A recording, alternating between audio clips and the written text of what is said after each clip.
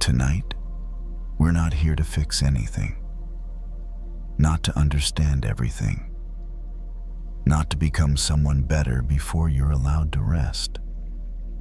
This is a quiet space where we gently let go and return to inner peace through soft Zen stories inspired by the Buddha, shared slowly so your mind can soften and your body can rest. Maybe today asked a little too much from you. Too many thoughts, too many worries, too many small things you tried to hold together. And maybe, just for this moment, you're ready to set them down. Here, you don't need to improve yourself. You don't need to solve tomorrow. You are already enough simply by being here, breathing quietly. Just for a moment. Where are you listening from tonight? Wherever you are, I'm grateful you're here, sharing this quiet space. Let your breath slow, as if it remembers the way home. Let your shoulders soften, like they no longer need to carry the world. Tonight, we'll listen to a simple story. A story from ordinary life, carrying a small thread of Zen and Buddhist wisdom. Not to give you more to think about, but to help you loosen your grip. Because suffering rarely ends by force. It softens when we stop holding it so tightly. There's nothing to rush, nothing to achieve, only a gentle drifting into rest, into stillness. Whether you stay awake or slowly fall asleep, this moment is already enough. And now, we begin tonight's journey with these Zen stories.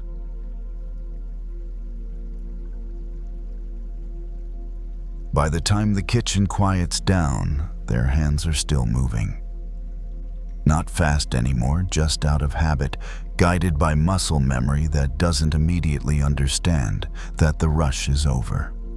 The last pan has been scrubbed, the counters wiped, the burners turned off one by one. But their body hasn't fully caught up yet. They stand at the stainless steel table under the dim backlight, looking at what's left. A plate sits in front of them, heavier than it should be, crowded with food that was never meant for one person. Portions added without thinking, extra scoops, a little more here, a little more there. Not because anyone asked, but because that's what they always do. Give more than necessary. Fill every gap. Make sure no one leaves wanting. They pick up a spoon and hesitate. All day their job is to keep things moving, to make sure everyone gets fed, satisfied, taken care of. There is comfort in that rhythm, in being useful in such a clear, measurable way. Plates come back empty. People don't complain. The system works. But at the end of the night, when the noise drains out of the room and only the low hum of the fridge remains, something else becomes visible. The overflow. They scrape the extra food gently into a container, the sound soft but distinct metal against ceramic. The plate underneath slowly reappears, its edges finally visible, clean and plain. It feels strange to stop before it's completely full again. For a long time they believed generosity meant filling every available space. If there was room, they filled it. If there was silence, they spoke. If someone seemed unsure, they stepped in. Saying no felt like waste, like selfishness. like letting something good go unused. But lately, exhaustion has been creeping in, quiet but persistent, settling into their shoulders and lower back, following them home even after the shift ends. No amount of sleep seems to fully touch it. They cap the container and set it aside, noticing how light the plate feels now. There's still food on it. Enough. Just not excessive. They sit down on a stool nearby and look at it for a moment longer than necessary, as if waiting for a feeling of guilt to arrive.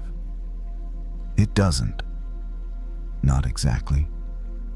Instead, there's a mild discomfort, the kind that comes when you do something unfamiliar, even if it's kinder.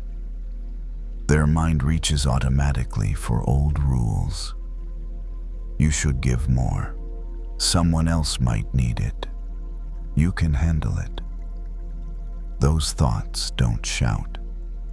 They whisper. They remember learning those rules slowly over years. Praised for being accommodating, thanked for being dependable, noticed most when they went a little past their limit. No one ever said, "You must empty yourself to be worthy." But the lesson still landed. They take a bite from the plate, tasting the food properly for the first time tonight. It's warm, simple grounding. Eating slowly feels almost rebellious, like stepping out of line when no one is watching. As they chew, they realize how often they treat themselves like an afterthought. Leftovers, rushed moments, whatever time remains after everyone else is satisfied. They glance at the container again. The overflow hasn't disappeared. It's just been set aside. And something about that feels important. Maybe giving doesn't always mean pouring everything out. Maybe it means knowing when the cup is already full. They finish the bite and rest their hands in their lap, noticing how their shoulders drop a fraction, how their breathing settles without effort. The kitchen feels different now, less like a place of output and more like a place that's allowed to be quiet. They don't come to any conclusions. They don't promise to change everything tomorrow. They simply sit with the plate in front of them, learning the shape of enough, realizing for the first time how long it's been since they allowed themselves to stop before crossing the line into depletion.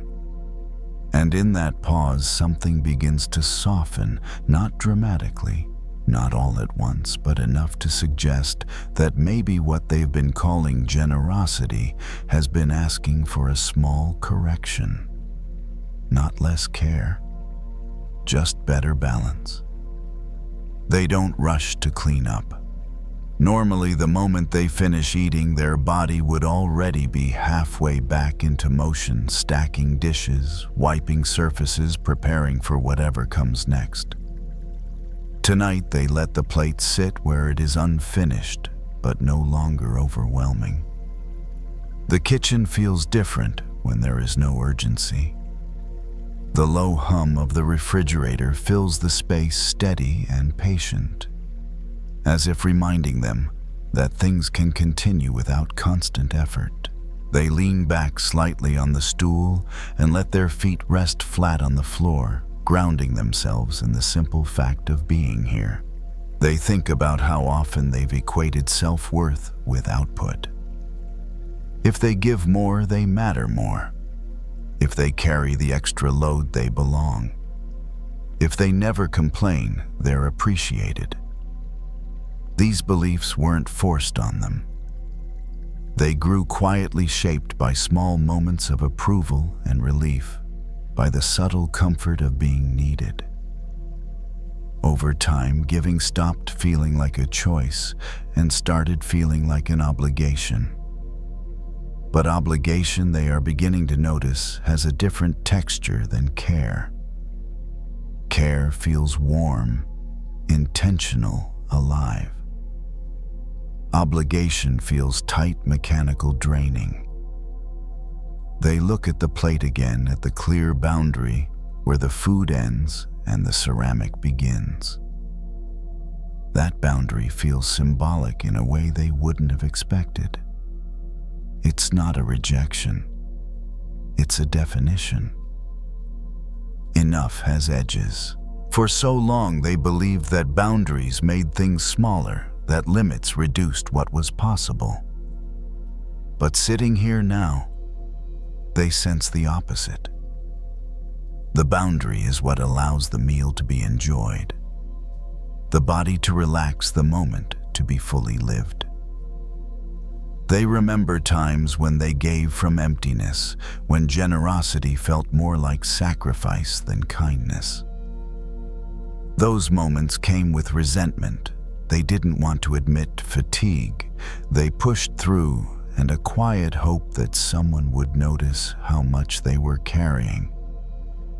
Tonight there is no audience, and in that absence, a different kind of honesty becomes possible. They place their hand over their stomach and notice the subtle signals their body has been sending all along. Full doesn't mean uncomfortable. Rested doesn't mean lazy. Stopping doesn't mean failing. These truths feel simple, almost obvious, and yet they have been ignored for years. They gather the plate and stand moving with an ease that wasn't there earlier. The container of extra food remains on the counter, closed, waiting. Not wasted, just not consumed right now. Giving from overflow, they realize, doesn't require depletion. It requires patience. They rinse the plate and set it on the rack, the sound of water gentle, unhurried. Each movement feels less like a task and more like a continuation of the care they've been offering all day. Only now, it includes themselves. Before turning off the light, they pause and look around the kitchen one last time. Nothing has changed on the surface. The room is the same. The work will begin again tomorrow. But something internal has shifted. They no longer feel the need to prove their value by how much they can hold or how much they can give away. The sense of worth they're touching now feels steadier, quieter, and far less fragile. It doesn't ask them to empty themselves.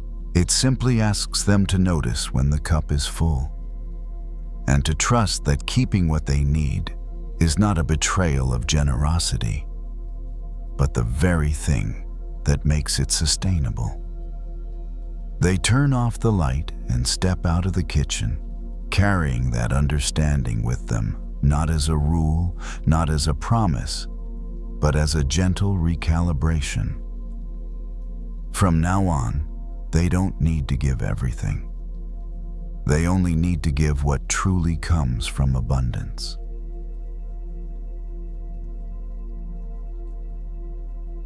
She notices the draft before she notices the noise. It slips in through the small gap beneath the back door, barely strong enough to move the curtain, but enough to brush against her ankles as she stands in the kitchen. The room is dim, lit only by the soft yellow bulb above the sink and the faint glow of the streetlight outside the window. She sets her bag down on the counter and exhales long and slow, the way people do when they're trying to leave the day behind without fully knowing how. Her shoulders feel tight, like they've been holding something upright for hours. Outside, a car passes. Somewhere down the block, someone laughs too loudly, the sound sharp in the quiet. Her phone buzzes once, then again, resting face up on the counter as if it has something important to say. She doesn't look at it yet. Instead, she opens a drawer and takes out a small candle. It's nothing special, just one she picked up months ago and never used. She sets it near the sink, pushes aside a dish towel, and strikes a match. The flame catches with a quick, dry sound, then steadies thin and upright. For a moment, it holds perfectly still. Then the draft reaches it. The flame bends slightly, leaning to one side, its shape changing with every faint movement of air.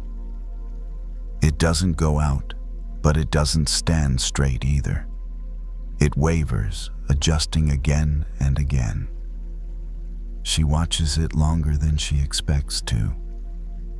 Her phone buzzes once more. This time she glances at the screen.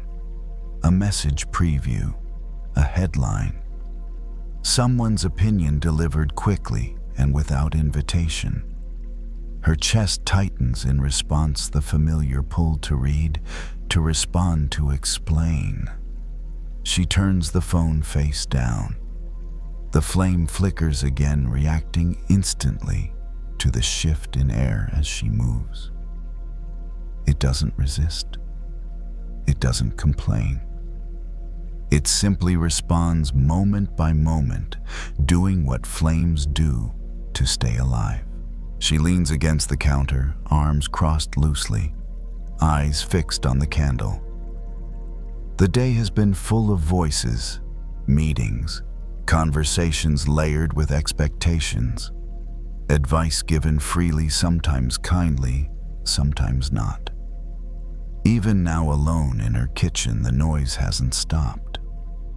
It hums quietly inside her, replaying comments, imagining responses, anticipating what someone might think next. She tells herself she should be used to this by now. Careers, relationships, daily life, all of it comes with opinions. You learn to handle it. You learn to listen selectively. At least that's what she's always believed. But watching the candle, she notices something she hasn't thought about before. The flame isn't trying to block the wind. It isn't fighting it. And yet it isn't letting the wind define it either. When the draft grows stronger, the flame bends lower, shrinking its shape, conserving itself. When the air stills, it rises again, bright and steady. She feels something soften in her chest. Her phone buzzes again, more insistently this time. A new message. Another voice asking for attention. She picks it up, reads just enough to know it will pull her into a familiar spiral if she lets it. She doesn't respond. Instead, she reaches for the door and presses it closed more firmly, feeling the latch catch with a soft click. The draft weakens immediately. The flame straightens its light, growing calmer, more contained. She hadn't realized how much air had been moving through the room. She sits down at the small kitchen table, the candle between her and the sink, and rests her hands in her lap. The silence isn't complete. The refrigerator hums. The building settles. The city breathes beyond the walls. But something important has shifted. For a long time, she's believed that peace comes from managing everything outside her. From responding quickly. From correcting misunderstandings before they grow. From staying alert to every change in tone. Now sitting here, she sees how exhausting that has been. The flame doesn't ask the wind to stop. It simply adjusts its own shape and relies on the space immediately around it. When the space is calmer, the flame thrives without effort. She thinks about how often she's left her own doors open, letting every opinion rush in, believing it's her responsibility to stay exposed. The candle burns quietly, its wax beginning to pool at the base. Nothing dramatic happens. No realization crashes through her. Just a gentle awareness settling into place. She doesn't need to put herself out to survive the noise. She watches the flame a little longer, letting its steady presence anchor her attention, and for the first time all evening, her mind stops racing ahead to the next thing that might disturb her. She doesn't blow the candle out. That thought crosses her mind for a moment, the way it often does when something feels slightly overwhelming. Ending it would be simple. One breath and the light would disappear. Instead, she reaches for a small glass bowl from the counter and turns it upside down, placing it near the flame without covering it. The glass catches the light, reflecting it back softly, changing the way the shadows move along the wall. The candle burns on calmer now, less reactive to the faint movements of air in the room. She leans back in her chair and lets her hands rest on the table. The position feels unfamiliar, like she's no longer bracing herself for something. Her shoulders lower, and the space between her thoughts begins to widen, not because she's trying to quiet her mind, but because there's less to react to. Her phone vibrates again. She doesn't flinch this time. She reaches for it slowly, as if testing how much attention it actually deserves. The screen lights up. Another message, another opinion, another small demand for response. She reads it once, then sets the phone down a little farther away, out of easy reach. Nothing in the room changes. The candle doesn't flicker in protest.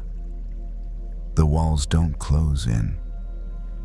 The night continues indifferent to her decision.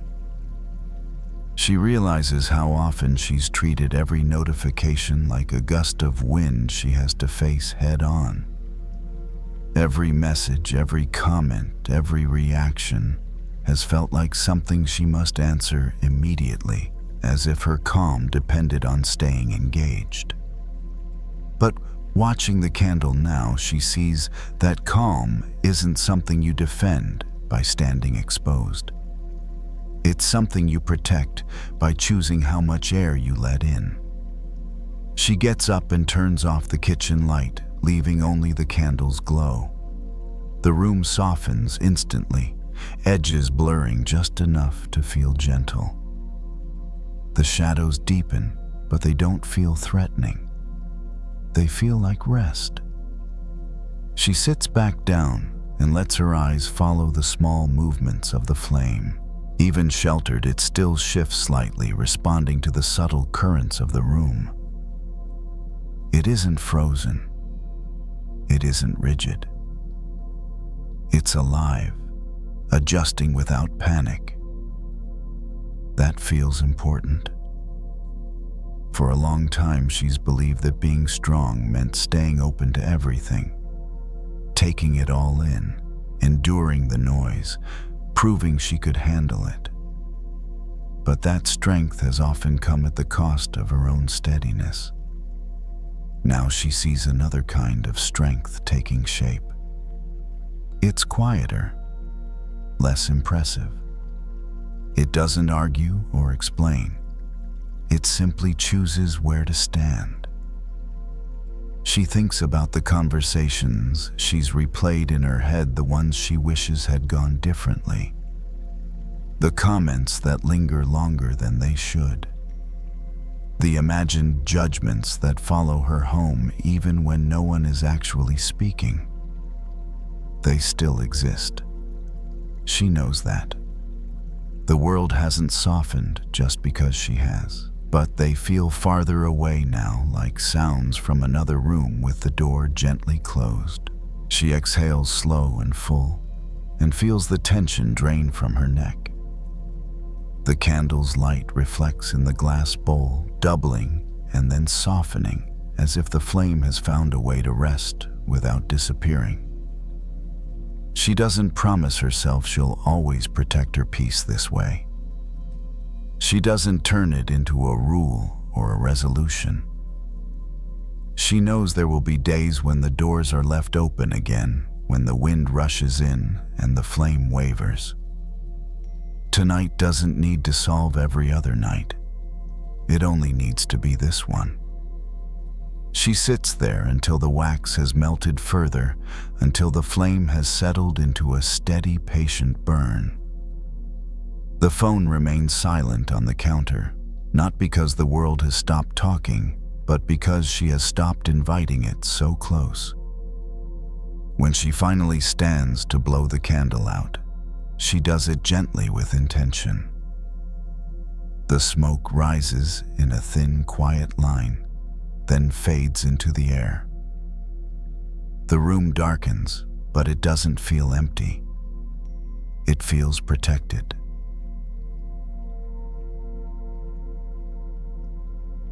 Some bursts of anger arrive so fast that we don't even realize we're angry yet. A brief interruption, an unexpected movement, a tiny sense of being crossed, and suddenly the chest tightens, the hands clench, and the mind starts building a story. We believe someone did something wrong, that someone deserves blame. But sometimes what we collide with is just an empty boat. Jason was 23, a senior in college, still getting used to driving on the freeway every day. That night, he left the library later than planned. It was fully dark now, streetlights stretching ahead like an endless stream of light. Jason turned on his signal, merged into traffic, and tried to keep just enough distance so he wouldn't have to brake hard. A car in front of him suddenly cut into his lane. No signal, no warning. Jason jolted his foot, hitting the brake harder than necessary. His heart jumped. A familiar rush of heat surged up. What kind of driving is that? The thought flashed through his mind before anything else could. He gripped the steering wheel, eyes locked on the car ahead. For a few short seconds, Jason's world shrank down to that one vehicle. He imagined the driver's face, imagined carelessness, imagined disrespect. With each image, the anger sharpened a little more. Then traffic slowed. The space between cars widened. Jason's breathing slowed with it without him trying. As the red glow of brake lights reflected across the windshield, he noticed how tightly he was holding the wheel. His fingers had gone pale. His shoulders were raised higher than usual. He loosened his grip just a little, not to forgive anyone, just because his hands were tired. And in that very small moment, another thought slipped in. What if there was no one in that car to be angry at? What if it had simply drifted across without intention, without malice, without aiming at him at all? That thought didn't erase the anger right away, but it interrupted the story in Jason's head, like speaking quickly and suddenly forgetting the next word. There was a gap, and in that gap, he noticed something. He was angry at an image his own mind had created. The car ahead kept going. It didn't look back. It didn't react. There was no sign it knew what Jason was thinking. Maybe the driver was exhausted. Maybe distracted by something else. Maybe it was just a moment of carelessness, or maybe there was nothing to it at all, just two paths crossing briefly, then moving on. Jason looked at the flow of cars around him. Each one had lights. Each one was moving. But he knew nothing about the people inside. He didn't know what kind of day they'd had, what they were carrying in their minds, or whether someone among them was angry at him for something equally small. He breathed in, then out. Not deep, not long. Just enough for the tightness in his chest to ease. The heat didn't spread anymore. It was still there, but it wasn't growing like a fire, no longer being fed. There was an old story Jason remembered from a life skills class about a boat drifting on a river. When two boats collide, if you see the other boat is empty, you don't get angry. But if you believe someone is steering it, anger rises immediately. Not because of the collision itself, but because of the idea that someone did this to you. Jason didn't think of it as a lesson. He just felt it happening right now on this road in his own body. The lane change was already over, but the anger had only just begun, and now it was beginning to slow. He turned on the radio, then turned it off right away. The sound wasn't needed. Tonight, the steady engine noise and the slow flow of lights were enough. Jason let the car move with traffic, no faster, no slower, just staying in his lane. Sometimes we don't need to win a moment. We don't need someone else to admit fault. We just need to see that what we ran into might not have had anyone there to be angry at in the first place. And if that's true, why keep holding the anger at all? Jason kept driving, freeway lights stretching out ahead. The story in his head was no longer racing. It had settled, giving way to a strange but comfortable space.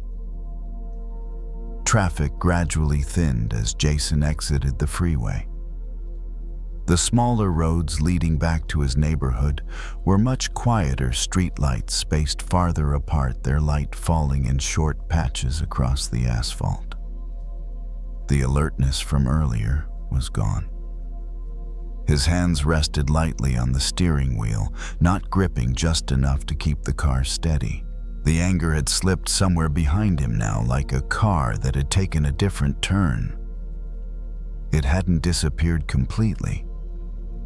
It just wasn't right in front of him anymore. When it no longer had to be watched, it naturally began to lose its sharp edges. Jason noticed his breathing had evened out. Not because he was trying to calm down, but because there was no longer a story to keep running. No one needed to be right. No one needed to be wrong. There was only the road opening ahead and the ordinary movement of driving home. He stopped at an intersection. Red light, yellow, green.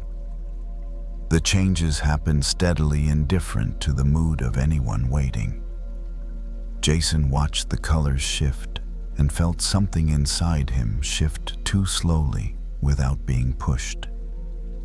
When he pulled up in front of his apartment, he turned off the engine but didn't get out right away. Not because he was thinking about anything, just because this moment was calm enough to stay in for a few extra seconds. The metal cooled. The space around the car closed in like a small cocoon.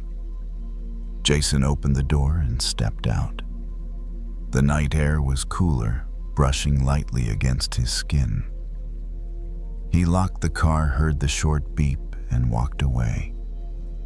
He didn't look back at the road he had just traveled. There was no need. Inside the small room, he turned on the desk lamp. The soft yellow light was gentle enough not to fully wake him up. Jason set his keys on the table and dropped his backpack on the floor. Everything landed where it belonged, without needing adjustment. There was a quiet comfort in realizing that not every moment requires a reaction. He washed his hands, the water running steadily, a familiar feeling. The water carried away road dust, fatigue, and the faint leftover trace of anger. Jason let it run a few seconds longer, then turned off the faucet. No ritual. Just the end of an action. When he lay down on the bed, he didn't think about the other car anymore. He didn't think about himself in that moment either. The images had lost their weight. They didn't need to be held onto to prove anything. Some collisions don't need to be carried all the way to the end of the day. Jason turned onto his side, finding his usual position. The blanket came up to his shoulders. The room was quiet with no sudden sounds. And he noticed something very simple. Anger needs an object to hold on to. When the object dissolves, anger has nowhere left to cling. The empty boat had passed long ago. The river kept flowing. Nothing was broken. Nothing needed fixing. There had only been a moment that ended and a body that didn't need to keep carrying it. Jason closed his eyes. He didn't force himself to sleep. He let his eyes rest. His breath moved in and out, steady and light. No intention, no plan, no reaction required. If more collisions come tomorrow, that's okay. We don't always remember that the boat might be empty, but tonight, just having seen it once was enough for his body to relearn what it feels like not to be angry. The room settled into silence. No conclusion, no reminder, just a slow current guiding everything back to its place. And within that current, sleep arrived very gently, as if it had been there all along, simply waiting until no one was colliding with anyone anymore.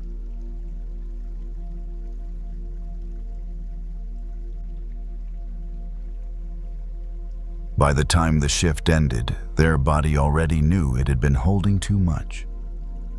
It wasn't one sharp moment or a single bad interaction. It was the accumulation of small things, stacked quietly on top of one another the way water gathers behind a dam, long before anyone notices the pressure building. They walked down the hospital corridor toward the locker room, the fluorescent lights humming overhead in a steady, indifferent rhythm. The hallway was nearly empty now, just the soft squeak of shoes on polished floors and the distant beeping of a machine somewhere behind closed doors. Their shoulders felt tight. Their neck ached in that dull, familiar way that came from bracing without realizing it.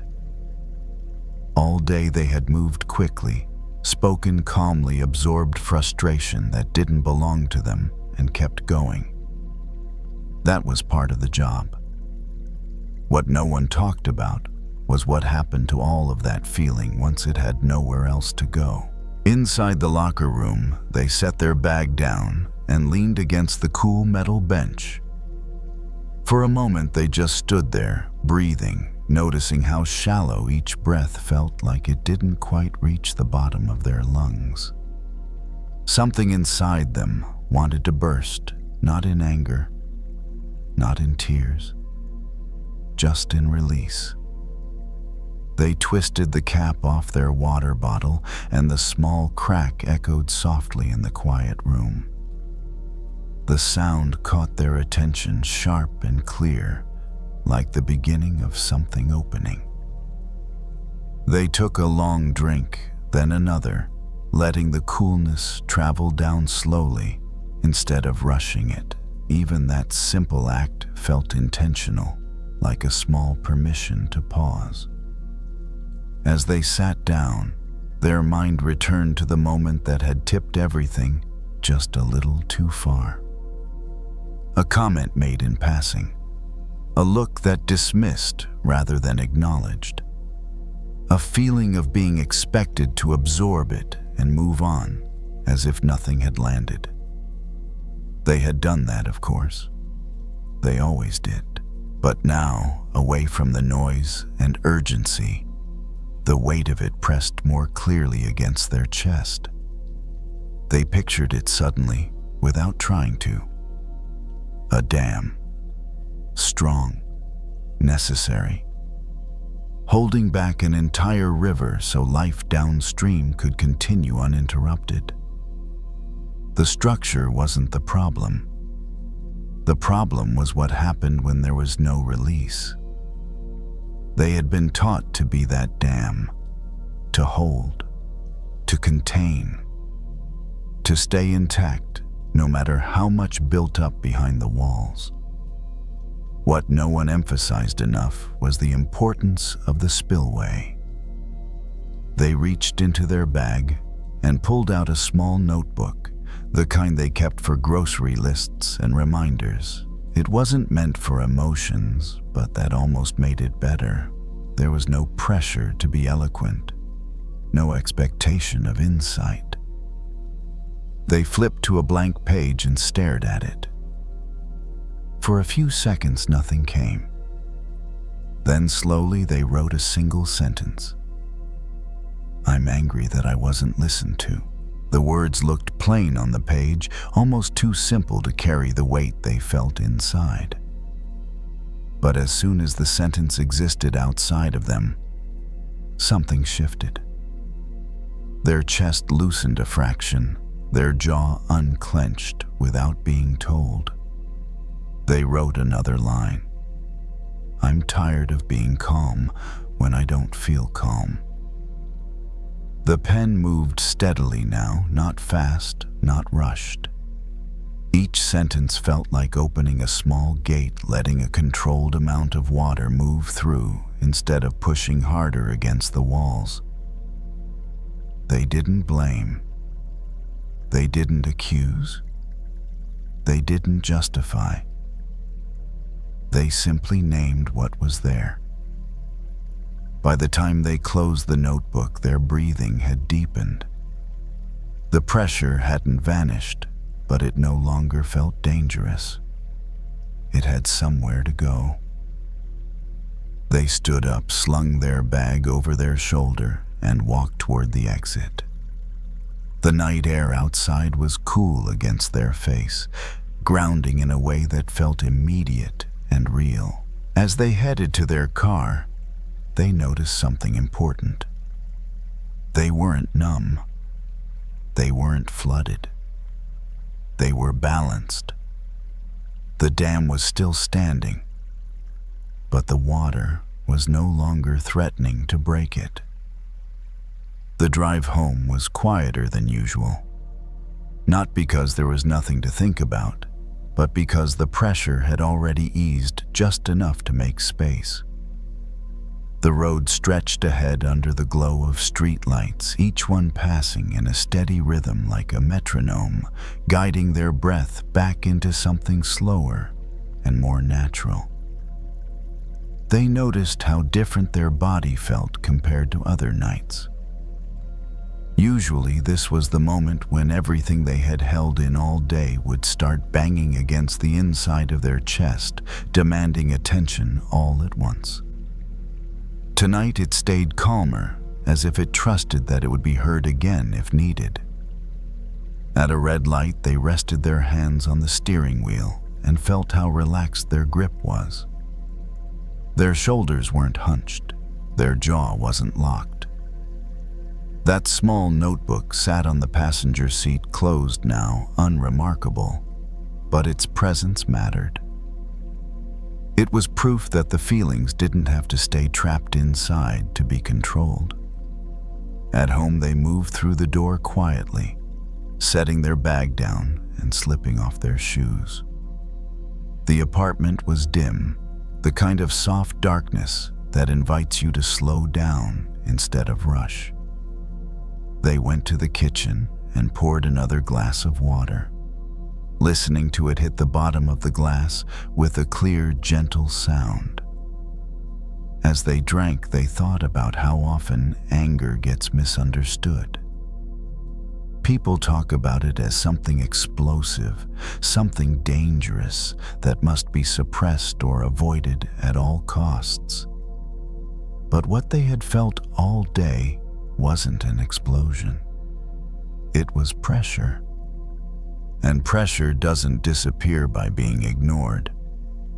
They sat at the small table and let their thoughts drift without pushing them in any direction. The moments from earlier surfaced again, but this time without the sharp edges. They could see the situation more clearly now, not because it had changed, but because they weren't drowning in it. That was when forgiveness began to make sense in a new way. Not as an act of generosity towards someone else, not as a sudden release of understanding, but as a commitment to maintenance. Just like a dam needs regular controlled release to stay strong, they needed a way to let feelings move through without destroying anything in the process. They didn't need to confront anyone tonight.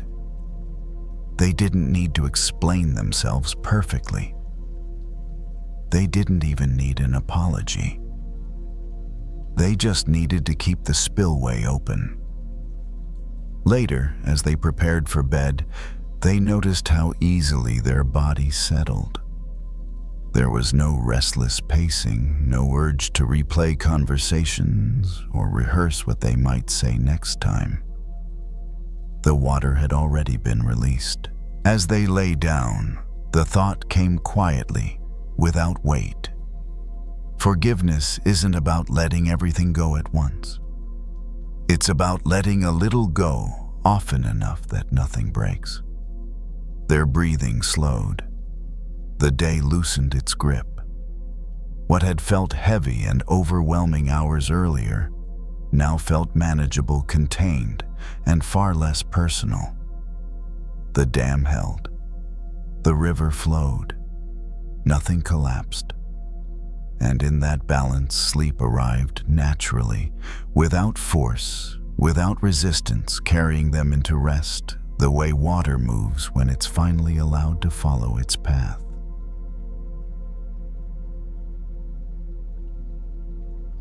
The library sounds different after closing. Not silent exactly, but softened, as if every noise has learned to lower its voice out of respect. The air system hums gently overhead, steady and even, and somewhere in the distance, a cartwheel clicks once, then settles. She sits at one of the long wooden tables near the back, the kind meant for quiet reading, not conversation. A small desk lamp casts a warm circle of light over the open book in front of her, leaving the rest of the room in shadow. She turns a page slowly. The paper makes a soft, dry sound, barely noticeable, but it feels grounding. All day people move through the library carrying questions, needs, and stories that don't belong to her, but somehow linger anyway. She helps them find what they're looking for, smiles politely, listens carefully. By the time the doors lock for the night, she feels full in a way that isn't nourishing. She presses her thumb gently against the edge of the page and pauses, not because the sentence is difficult, but because something in her chest has tightened again. It happens often quietly, without warning. Being open has always been part of who she is. People sense it quickly. They lean in, share more than they planned, trust her with pieces of themselves they haven't organized yet. She doesn't push them away. She knows how much courage that kind of sharing takes. But lately, she's begun to notice how porous she feels, as if there are no walls between her inner world and everyone else's. The lamp flickers faintly, then steadies. She exhales and lets her shoulders drop just a little. The room doesn't react. Nothing collapses when she stops holding herself so carefully. She looks up from the book and lets her eyes travel across the shelves, row after row of spines, each one holding a story that knows where it begins and where it ends. Boundaries, she thinks, Stories are allowed to have them. Somewhere along the way, she learned that kindness meant accessibility, always available, always understanding, always willing to absorb what others couldn't carry alone. No one ever told her she had to do this. But the pattern formed anyway, reinforced by gratitude and relief, by the quiet praise that comes when you don't say no. She closes the book gently and rests her hands on the cover. The title doesn't matter. What matters is the feeling of containment, of something held safely between two firm edges. She wonders when she stopped believing she deserved the same. The idea of a sanctuary comes to her suddenly, not a physical place, but an inner one. A space untouched by expectation, where no explanations are required and no stories need to be processed or understood. A place where nothing can be taken.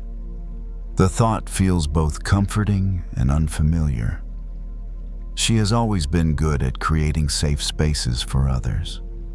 Reading corners, quiet tables, gentle rules that protect silence without announcing themselves. But for herself, she has relied on endurance. She pushes her chair back slightly and stands, stretching her arms overhead in a slow, careful motion. The movement releases a subtle ache she didn't realize she was carrying. Her body responds immediately, grateful for the attention. As she lowers her arms, she imagines drawing a line not around her body, but within it. A boundary that doesn't harden her, doesn't make her distant, just defines where she ends and others begin. The idea doesn't feel selfish. It feels sane. She walks between the shelves, fingertips brushing lightly along the spines as she passes. Each book stays where it belongs. None of them spill into the next. None of them apologize for taking up space. She stops near the window and looks out at the dark street beyond the glass. The world continues on its own rhythm, indifferent to whether she is open or closed, giving or resting. For the first time all day, she feels a quiet permission settle in.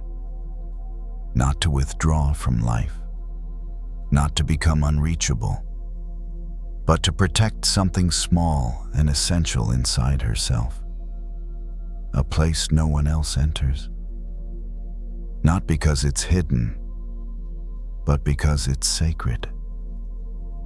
She turns away from the window and walks back toward the table.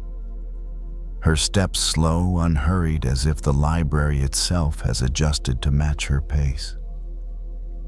The chair makes a soft sound as she pulls it out again, familiar and grounding. And she sits without opening the book this time.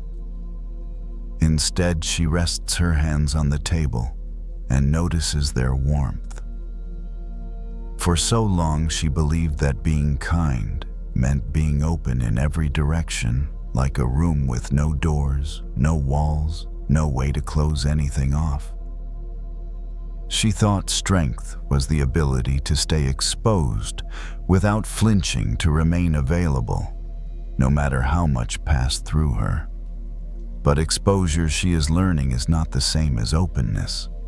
Openness has choice. Exposure does not. The distinction feels subtle but important, like the difference between offering a seat and giving away the whole room. She leans back slightly and lets her gaze soften, no longer focused on any one thing. The quiet wraps around her, not as emptiness, but as presence. The library has always been a place where voices lower themselves naturally, where urgency dissolves into something more patient. She wonders why she hasn't allowed herself to internalize that same rule. Inside her, there has always been a space she never named, a place she rarely visited, because she didn't think she was allowed to linger there. It's the part of her that doesn't explain, doesn't justify, doesn't make sense of pain for anyone else's comfort. A place that doesn't answer questions. Tonight, she lets herself imagine stepping into it. There are no shelves there, no words waiting to be arranged. Just a stillness that doesn't feel empty, but intact. Nothing is broken. Nothing needs to be fixed. She feels her breath slow without effort. Protecting this space, she realizes, doesn't mean closing her heart. It means refusing to let every feeling become public property. It means understanding that some things are meant to be held, not shared, not processed aloud, not softened for others. She has spent years translating herself into something digestible. Tonight she stops. The decision doesn't arrive as a declaration. It's quieter than that. More like a gentle internal shift, a subtle repositioning of weight. She doesn't vow to change how she shows up in the world tomorrow. She doesn't rehearse boundaries or imagine difficult conversations. She simply recognizes that there is a part of her that does not need permission to exist. That part is already whole. She stands and turns off the desk lamp, letting the room settle into deeper shadow. The darkness doesn't feel threatening. It feels protective, like a cover drawn gently over something precious. As she walks toward the exit, she notices how her body feels lighter. Not because anything has been resolved, but because something has been released. The constant vigilance, the quiet readiness to receive whatever comes next, has loosened its grip. At the door, she pauses and looks back once more at the long rows of shelves disappearing into the dim light. Each book remains exactly where it belongs, closed when it needs to be open when invited. She smiles softly at the thought. She doesn't need to be endlessly accessible to be kind. She doesn't need to be unguarded to be loving. She doesn't need to give everyone access to her deepest places in order to be real. Somewhere inside her, there is a sanctuary that remains untouched, not because she is hiding, but because she is honoring it. She locks the door and steps out into the night, carrying that understanding with her. Not as armor, not as distance, but as quiet reverence, a knowing that no matter what the world brings to her tomorrow, there is a place within that remains safe, steady, and entirely her own. A place no one enters. And for the first time in a long while, she trusts herself to keep it that way.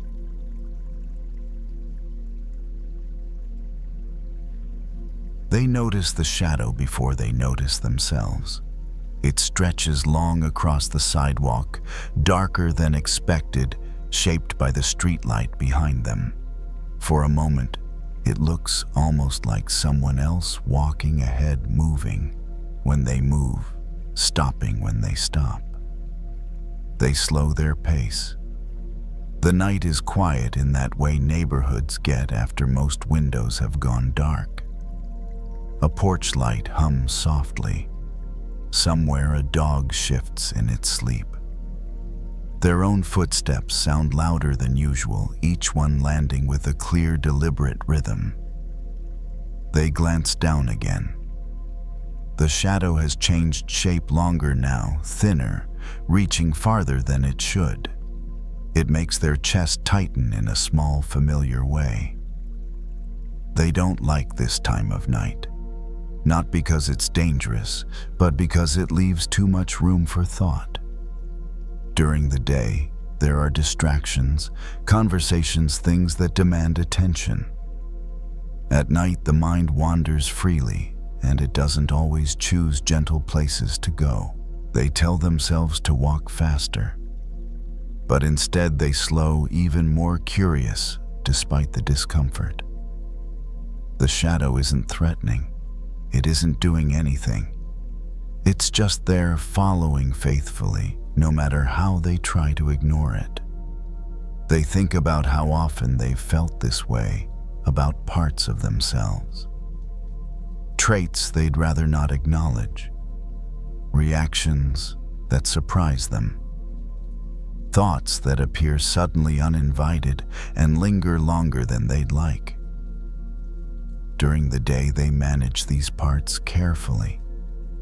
They stay polite, controlled, reasonable. But at night, those edges feel sharper, harder to look away from. A breeze moves through the trees lining the street, and the leaves respond with a soft rustle. The shadow shivers with the movement of branches above, breaking into uneven shapes along the pavement. They stop under the light. The shadow pools around their feet now, shorter, darker, less dramatic. It doesn't stretch ahead anymore. It waits. They stand there, hands in their pockets, feeling the cool air on their face. The light behind them casts a clear outline, honest and unflattering. There's no place for the shadow to hide. They wonder when they started believing that shadows mean something is wrong. Shadows appear because there is light. Without light, there would be nothing to cast them. This is something they know in theory, something simple enough to explain, yet difficult to remember. When the mind starts to judge itself harshly, they shift their weight from one foot to the other. The shadow follows, obedient and immediate. They remember times they've replayed their own mistakes late at night, watching them grow larger in their thoughts, stretching farther than they ever did in reality. One comment, one reaction, one imperfect moment becomes a shape that seems to define them entirely. Standing here, they notice how the shadow distorts when they move, how it lengthens and shrinks depending on their position, not because it has changed, but because the light has. The realization settles slowly. Maybe the parts of themselves they fear aren't growing. Maybe the angle has just changed. They take a step forward out of the brightest part of the light. The shadow stretches again, reaching ahead, exaggerated and unfamiliar. The feeling returns, a slight unease, a tightening in the stomach. They pause, then step back. The shadow shortens. Nothing about them has changed, only their position. They let out a quiet breath, the kind that releases a thought before it has time to turn into a story. The street remains empty. The night remains still. For a long time, they've tried to outrun this feeling, to walk faster than their doubts, to stay busy enough that the shadow never has time to catch up. But it always does. Now, standing here under the streetlight, they try something different. They turn around slowly. The shadow slips behind them, no longer in front, no longer something to watch. They can't see it now, but they know it's still there, doing exactly what it has always done. Following. They stand like that for a moment, facing the light, feeling its warmth faintly on their back. The darkness behind them doesn't feel as heavy when they aren't staring directly into it. They begin to walk again, this time without checking the pavement every few steps. The shadow stays with them, unseen, but present. And for the first time tonight, that doesn't feel like a threat. They walk for a while without thinking about the shadow at all. Their attention drifts to the sound of their breathing, the steady pattern of steps, the quiet consistency of the street. The houses pass by one after another, each one dark or softly lit, holding lives that have already settled into sleep. When a thought tries to pull them back inward, they notice it and keep walking. The street light behind them fades, replaced by another farther ahead. With each shift of light, the shadow changes again, stretching, shrinking, breaking apart, coming back together. It's never the same shape twice, and yet it's always connected to them. They think about how often they've tried to define themselves by their worst moments. How easily the mind collects imperfections and lines them up as evidence, as if they tell the whole story. Tonight those thoughts arrive more gently. They pass a parked car, its surface catching the glow of the light for a brief second before releasing it. The reflection moves across the metal and disappears, leaving nothing behind. It reminds them of how fleeting attention can be when it isn't held in place by fear. They slow near an intersection, waiting for the crosswalk light to change. The road is empty, but habit keeps them still. The red hand glows steadily, patient and unbothered. While they wait, a familiar thought surfaces, a memory they usually avoid. It's imperfect, uncomfortable, tied to a version of themselves they wish had known better. This time they don't turn away. They let the memory be there without explanation or defense. They notice how it feels in the body, where it tightens, where it loosens. They don't add commentary. They don't label it as good or bad. The crosswalk light changes. They step forward, and the memory doesn't follow. It stays behind, fading naturally, like the shadow when the light shifts again. They realize something then, quietly and without ceremony. The shadow has never been chasing them. It has never been trying to overtake them or pull them down. It has only been responding to the light they stand in and the direction they choose to face. When they turn toward the light, the shadow moves out of sight. When they turn away, it stretches ahead and demands attention. Neither position is wrong, but one feels easier to live with. They reach the end of the block and turn the corner, leaving the street lights behind for a stretch of darker road. The shadow becomes faint, barely visible, blending into the night. They don't feel relieved. They feel steady. For years they've tried to get rid of the parts of themselves they don't like, to fix them, to think them away, to pretend they don't exist. All that effort has only made those parts louder in the quiet moments. Now, walking through the softer darkness, they sense a different approach taking shape. They don't need to love every part of themselves tonight. They don't need to understand it all. They don't need to resolve every inner conflict. They only need to stop running. A breeze passes through, carrying the faint smell of damp earth and leaves. It settles on their skin and then moves on, leaving nothing behind. The night feels wider now, less crowded by judgment. As they near their building, the entrance light comes on, automatically illuminating the path ahead. Their shadow appears once more, brief and unremarkable, then disappears as they step inside. The door closes softly behind them. In the quiet stairwell, they pause, hand resting on the railing.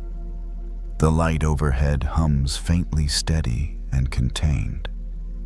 There is no shadow here, only clean walls and even illumination. They notice how little they miss it. not because it was something to fear, but because it no longer needs their attention. They climb the stairs slowly, unhurried, feeling the solid presence of each step beneath their feet. Their thoughts move at the same pace, no longer racing ahead or circling back. By the time they reach their door, the night feels settled inside them. They turn the key step into the dim room and close the door gently behind them. The light is enough.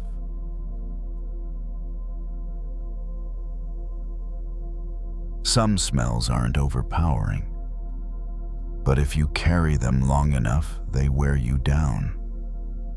Not because they bother anyone else, but because you're the one closest to them.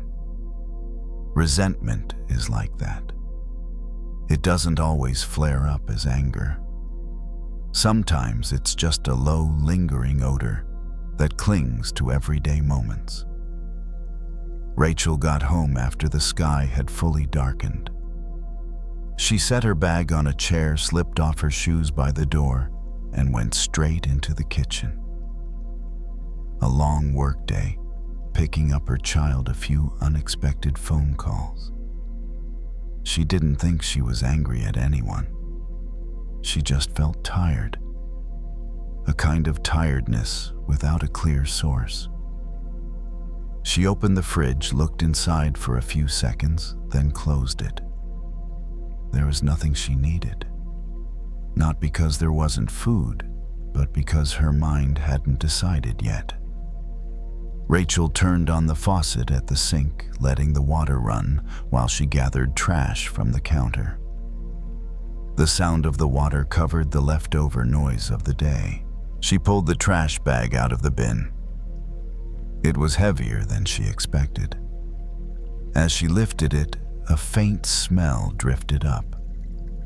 Not sharp, not obvious, but enough to make her pause. Rachel frowned and bent down to open the bag.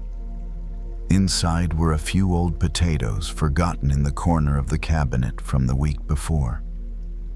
No longer usable. She tied the bag shut. A familiar motion. Then set it on the floor, getting ready to take it outside. But before leaving, Rachel stood still for a few seconds.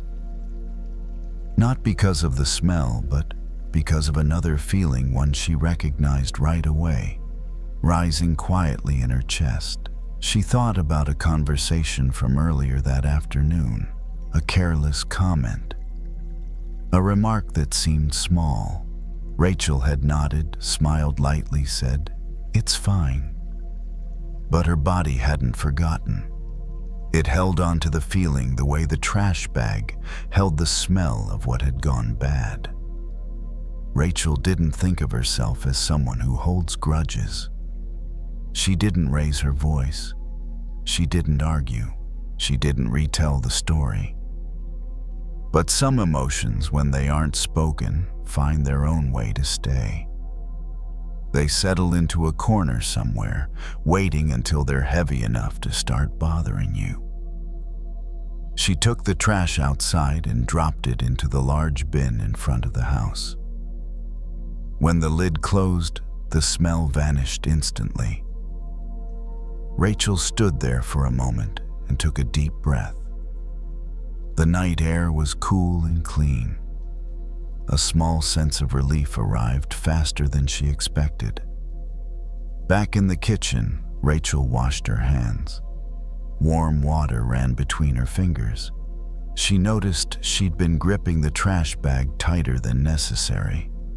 Her hand felt slightly sore. So did her shoulders.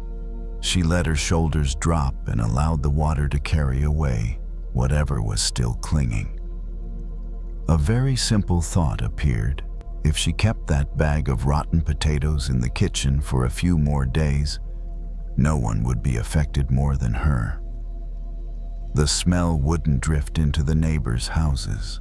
It would stay right here closest to her. And resentment works the same way.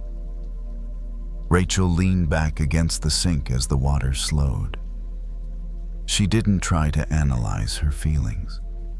She didn't need to name them. She just noticed that some things had reached the point where they needed to be taken out. Not to prove she was right, just so she wouldn't have to live with the smell anymore. She turned off the faucet. The kitchen grew quieter. Soft yellow light reflected off the clean counter. Nothing big had changed. But the air felt different. A little lighter, a little easier to breathe. Rachel knew she wouldn't always remember to check the corners of her inner cabinets. Sometimes she would forget, and the smell would return. But tonight, simply noticing that she had been carrying something spoiled already felt like a beginning. She dried her hands, hung the towel back on its hook, and stood still for a moment in the familiar kitchen. There was nothing she needed to do right away, nothing she needed to react to. Just a body that had finally set down a heavy bag it had been carrying for a little too long. After finishing the kitchen, Rachel didn't turn on the TV. She switched off most of the lights, leaving only the soft glow of a small lamp near the sink. The space felt wider with less light filling it. She noticed she didn't need any more stimulation. The day had already been long enough. Rachel walked into the living room and sat down on the sofa. It sank slightly beneath her, supporting her back in a familiar way. She took off her watch and placed it on the table. A small action, but her body felt as if something tight around her wrist had finally been loosened after a long day. The air in the house felt different. No lingering smell. No need to avoid anything. She breathed in then out more slowly than usual, not because she was trying to relax, but because nothing was pushing her anymore. She thought briefly about the conversation from the afternoon. Not to analyze it, just to see it as a moment that had already passed. At the time, she hadn't said anything, not because she was weak, but because she didn't have the space to speak yet. And that was okay. Not everything needs to be resolved right away to be considered fine. Rachel stood up and went into the bathroom, splashing cool water on her face. It woke her up a little, but in a gentle way.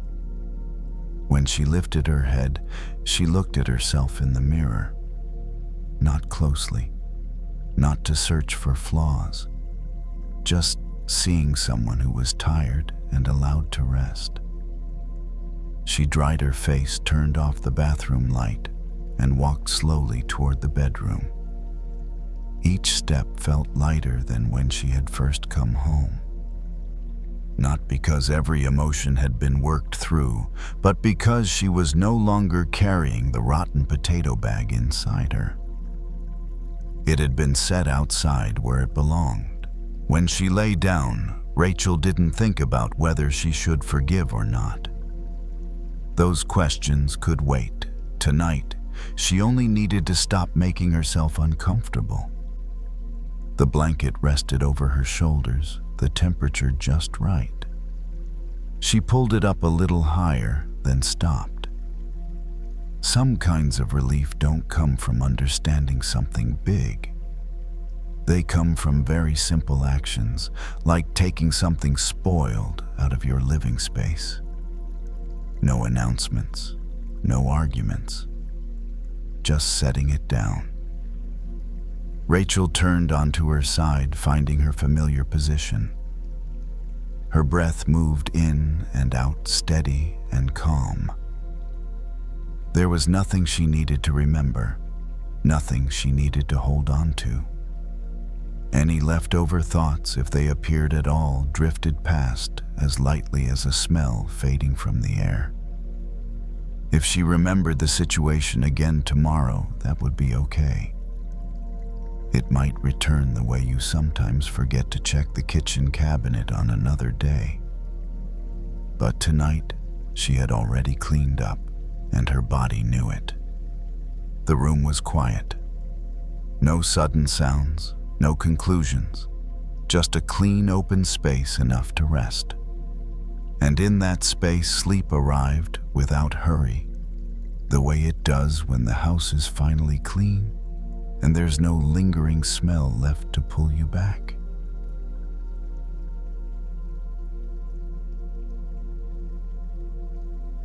His hands were already tired before he realized how tightly he'd been clenching them. All day they had wrapped around tools, gripped handles, tightened bolts, and twisted parts into place with practiced strength. The work itself wasn't unusual. He had done it for years. What felt different was the tension that stayed even when there was nothing left to hold. The garage was quiet now, the kind of quiet that comes after machines are shut down and the air slowly loses its heat. A single overhead light buzzed faintly, casting long shadows across the concrete floor. He stood at the workbench, staring at his hands. The fingers were still curled inward, as if they were expecting resistance. The muscles along his forearms felt dense, overworked, like ropes pulled too tight for too long. Earlier that day, something had happened. Nothing dramatic, no shouting, no slammed doors, just a comment made in a certain tone, a suggestion that landed more like an accusation, followed by the familiar expectation that he would absorb it and keep moving. He had done exactly that. Now alone in the garage, the moment replayed in his head, not as words, but as a sensation, a tightening, a pressure that lived in his palms and wrists, creeping up his arms. He reached for the wrench on the table and lifted it, then set it back down again. The metal made a small clink as it touched the surface, sharp and clean. That sound pulled him into the present. He flexed his fingers once slowly and noticed how stiff they felt. When he tried to fully open his hand, there was resistance, like his body had forgotten how. He walked over to the sink in the corner of the garage and turned on the tap. Water rushed out, cool and steady, splashing against the metal basin. He held his hands under the stream. At first, nothing changed. His fingers stayed half-curled, letting the water run over them without fully meeting it. Then gradually, he let them open. The sensation was immediate. Water slipped through the spaces between his fingers, impossible to hold, no matter how hard he tried. The harder he squeezed, the faster it escaped. He loosened his grip. The water flowed smoothly now, touching his palms, his knuckles, his wrists, without resistance. His hands felt lighter, less rigid, like they were remembering a shape they had known before effort took over. Something in his chest shifted. He realized then that the anger he'd been carrying all day felt exactly like that clenched fist. It was a response he didn't question anymore, something his body did automatically when it sensed threat or disrespect. A tight hand felt strong. A tight hand felt ready, but it couldn't receive anything. He shut off the water and dried his hands on a rag hanging nearby. The cloth brushed over his skin, rough but familiar, grounding him in the simple reality of touch. He thought about how many times he'd gone through entire days like this, fists clenched around things that had already passed. Conversations that were over, moments that no longer existed. Holding on to them hadn't changed the outcome, it had only exhausted him. He sat down on the low stool near the workbench and rested his forearms on his knees. His hands lay open now, palms facing upward, empty. The position felt strange at first, exposed, unprepared. Then it felt honest. He didn't suddenly understand the other person's behavior. He didn't excuse it. The irritation was still there, faint but present. What had changed was his relationship to it. He wasn't gripping it anymore. The overhead light flickered once, then steadied. The garage felt cooler now, calmer, as if it too had relaxed when he did. He stayed there for a few minutes, breathing, letting the open space in his hands teach his body what his mind already knew. There was strength in holding on, but there was also strength in opening up. And tonight, he was beginning to see the difference. He turned off the light in the garage and stepped outside, pulling the door closed behind him with a soft, familiar sound. The evening air was cooler now, brushing against his face and arms, easing the leftover warmth from the day. As he walked toward his car, he noticed his hands again. They were no longer curled into tight shapes. His fingers hung naturally at his sides, moving with each step instead of bracing for something that wasn't there. It surprised him how much that small change affected the rest of his body. His shoulders dropped. His breathing slowed. Even his thoughts felt less crowded. Driving home, the road stretched out under the headlights in a calm, predictable way. The incident from earlier tried to surface again, the tone of the comment, the familiar feeling of being pushed just a little too hard. This time, his hand stayed relaxed on the steering wheel. He didn't argue with the memory. He didn't replay it to find a better response. He simply noticed how it felt and let it pass without closing his grip around it. At a stoplight, he looked down at his hands resting on the wheel. Open, steady, ready but not tense. That was when the thought came clearly. A closed fist can protect, but it can't connect. All day he had been ready to defend himself even when there was nothing left to defend against. The fist stayed closed out of habit, not necessity. At home, he washed his hands again, feeling the warm water run freely across his palms. He noticed how natural it felt now to let it flow. How strange it would be to try to hold on to it. He dried his hands slowly and moved through his evening routine without rush. Dinner was simple. The house was quiet. The day began to loosen its hold on him. Forgiveness entered his thoughts again, but without pressure. It wasn't a demand to soften towards someone who had hurt him. It wasn't an instruction to forget. It was the understanding that keeping his hands clenched only guaranteed that he would stay tense, even in moments that deserved ease. To forgive in this sense was to open his hands and stop carrying what no longer needed to be carried. Later, as he sat on the edge of the bed, he rested his hands on his thighs, palms open. The position no longer felt exposed. It felt grounded. He realized that when his hands were open, his body trusted the world a little more. Not because the world had changed, but because he wasn't constantly preparing for impact. The day had included frustration. That was true, but it didn't have to define the night.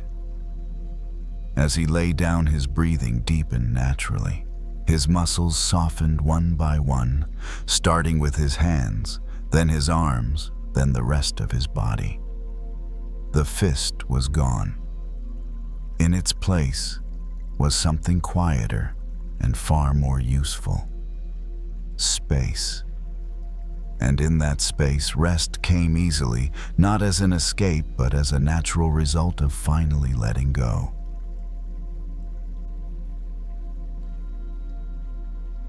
In the greenhouse, the morning has its own kind of quiet.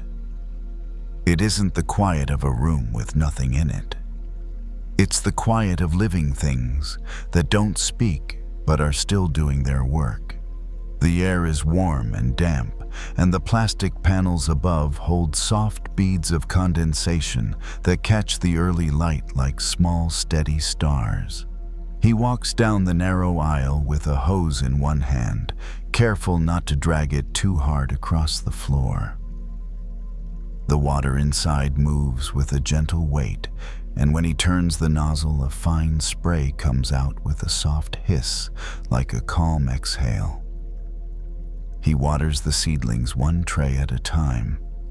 The tiny plants don't look like much yet. Just thin stems, small leaves, the kind of green that seems almost too fragile to last. If someone who didn't know anything walked in, they might shrug and assume nothing important is happening. But he knows better. He has spent enough mornings in this place to understand how life builds itself quietly, not in sudden jumps, not in dramatic transformations, but in tiny, almost invisible shifts that only add up if you keep showing up. He moves slowly, watching the soil darken as it drinks. The smell is earthy and clean, like the inside of a garden after rain. The sound of water landing is soft but constant, a rhythm he has come to rely on more than he expected. Sometimes he thinks he likes the plants because they don't rush him. They don't ask him who he is. They don't ask what he's planning. They don't ask why he hasn't figured everything out yet. They simply grow at their own pace, and if he is patient and consistent, they respond. Outside the greenhouse, people talk about big dreams, big goals, big changes, big results. He has heard it plenty of times. In passing conversations, in loud advice, in the way the world seems to favor anything that looks impressive on the surface. The message is always the same. If you want something, you need to push harder, move faster, prove you deserve it. He used to believe that. He used to believe that if he wasn't becoming something huge, then he was wasting his time. If he couldn't point to a major achievement, then his life was too small to matter. That belief sat in him like a weight for years. Even now, it hasn't disappeared completely. It still shows up on certain mornings when he looks at the trays of seedlings and feels a strange impatience rise in his chest, like a voice saying, "This is it. This is all you've got." He knows that voice. It's the same voice that makes him compare his life to other people's highlight reels. The same voice that turns other people's success into evidence of his failure. The same voice that calls slow progress stuck. He tightens his grip on the hose for a moment, then loosens it again, reminding himself to keep the spray gentle. Too much water at once doesn't help. It floods, it harms. The seedlings don't respond well to force. He thinks about how true that is for people too, even though it's something he forgets often. You can't pressure yourself into blooming. You can't punish yourself into becoming whole. The plants are teaching him that slowly, without words. He finishes one row and steps back, letting the water settle into the soil. The droplets on the leaves hold their shape for a second before sliding down, disappearing into the base where they're needed. He looks at the smallest seedling in the tray, the one that always seems behind the others. It stands there quiet, not apologizing for being small. And for a moment, He imagines what it might be dreaming if a seedling could dream. Not a small dream, a full dream. A dream of being a tree that spreads wide, with roots deep enough to hold steady through storms, with branches that reach out without fear, with shade that comforts anyone who stands beneath it. The thought makes something in him soften, because he knows that feeling. He has carried a dream like that too. Not necessarily to be famous or admired, but to be solid. To be someone who doesn't break easily. To feel like he belongs in his own life. To wake up without that constant sense of falling behind. Sometimes he wonders if that dream is too big for him. Sometimes he thinks he should shrink it to match what his life looks like right now. But then he looks at the seedling again, thin and quiet, and he remembers something simple. A seed doesn't have to look like a tree in order to be one. It just has to keep going. He turns the nozzle slightly and gives the tray one more gentle pass, making sure the corners aren't dry. The water lands like a soft promise, not hurried, not dramatic, just consistent. And as he moves down the aisle toward the next row, he feels the pressure in his chest ease a little, replaced by something steadier. Not certainty, not confidence that everything will work out. Just a calm understanding that growth is not always visible from day to day, and that being small right now is not a sign that he is failing. It might simply be the beginning. He coils the hose neatly against the wall and wipes his hands on the side of his pants, leaving faint dark marks that fade as the fabric dries. The work isn't finished, but this part of it is, and that feels enough for now. The greenhouse holds its warmth as he moves through it, the air wrapping around him in a way that feels protective rather than heavy. The seedlings stand quietly in their trays, unchanged to the eye, yet already different from how they were a few minutes ago. Growth doesn't announce itself. It doesn't ask to be witnessed. It happens whether anyone is paying attention or not. He pauses at the end of the aisle and looks back at the rows of green, all at different stages. None of them ahead or behind in any meaningful way. They are simply responding to the conditions they've been given, doing the only work they know how to do. He thinks about how often he's tried to rush his own becoming, how he's compared his middle to someone else's outcome, how he's measured his worth against timelines that were never his, how he's mistaken impatience for motivation. Those habits didn't come from nowhere. They came from fear. From the belief that if he didn't grow fast enough, he would be left behind, overlooked, forgotten.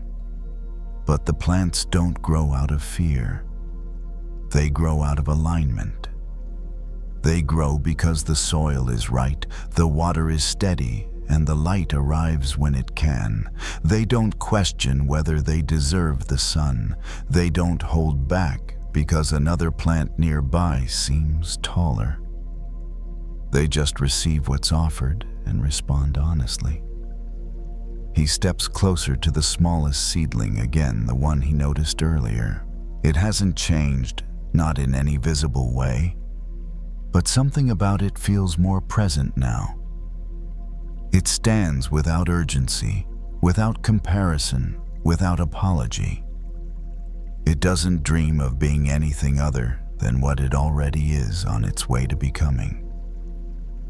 That realization lands gently in him. Maybe the problem was never that his dream was too big. Maybe the problem was that he kept trying to live it too early. A seed doesn't strain to act like a tree. It doesn't harden its stem in advance. It doesn't borrow strength it hasn't grown yet. It trusts the process it's inside of. He places his hand lightly on the edge of the tray, not touching the plant, just feeling the solid frame beneath it. The structure exists to support growth, not to rush it. For the first time in a long while, he considers the idea that he might not need to add anything to himself. No new identity, no dramatic reinvention, no proof that he's doing life right. He might only need to stop stripping himself of patience. Stop crowding his days with comparison. Stop calling slowness a flaw. Stop confusing visibility with value. The greenhouse door opens slightly as a breeze shifts outside, and fresh air slips in cool against the warmth. The balance feels good. Not too much, not too little. He breathes it in and feels something settle. He doesn't suddenly believe that everything will work out. He doesn't imagine a future where doubt never returns. But he does feel a quiet permission to stay where he is without judging it, to grow at the speed that feels true. As he turns to leave, the seedlings remain behind, unchanged in appearance, yet undeniably alive, continuing their work without needing his attention. He knows that when he returns tomorrow, they will have moved forward in ways too small to measure, yet real all the same. And maybe he will too. Because the dream he's been carrying was never about becoming impressive overnight. It was about becoming rooted. Strong enough to stand, flexible enough to bend, patient enough to let time do what it does best. He switches off the greenhouse light and steps into the morning carrying nothing extra with him. Just the understanding that even the smallest seed holds the memory of a forest, and that healing-like growth begins the moment you stop asking yourself to be something you are not yet ready to be.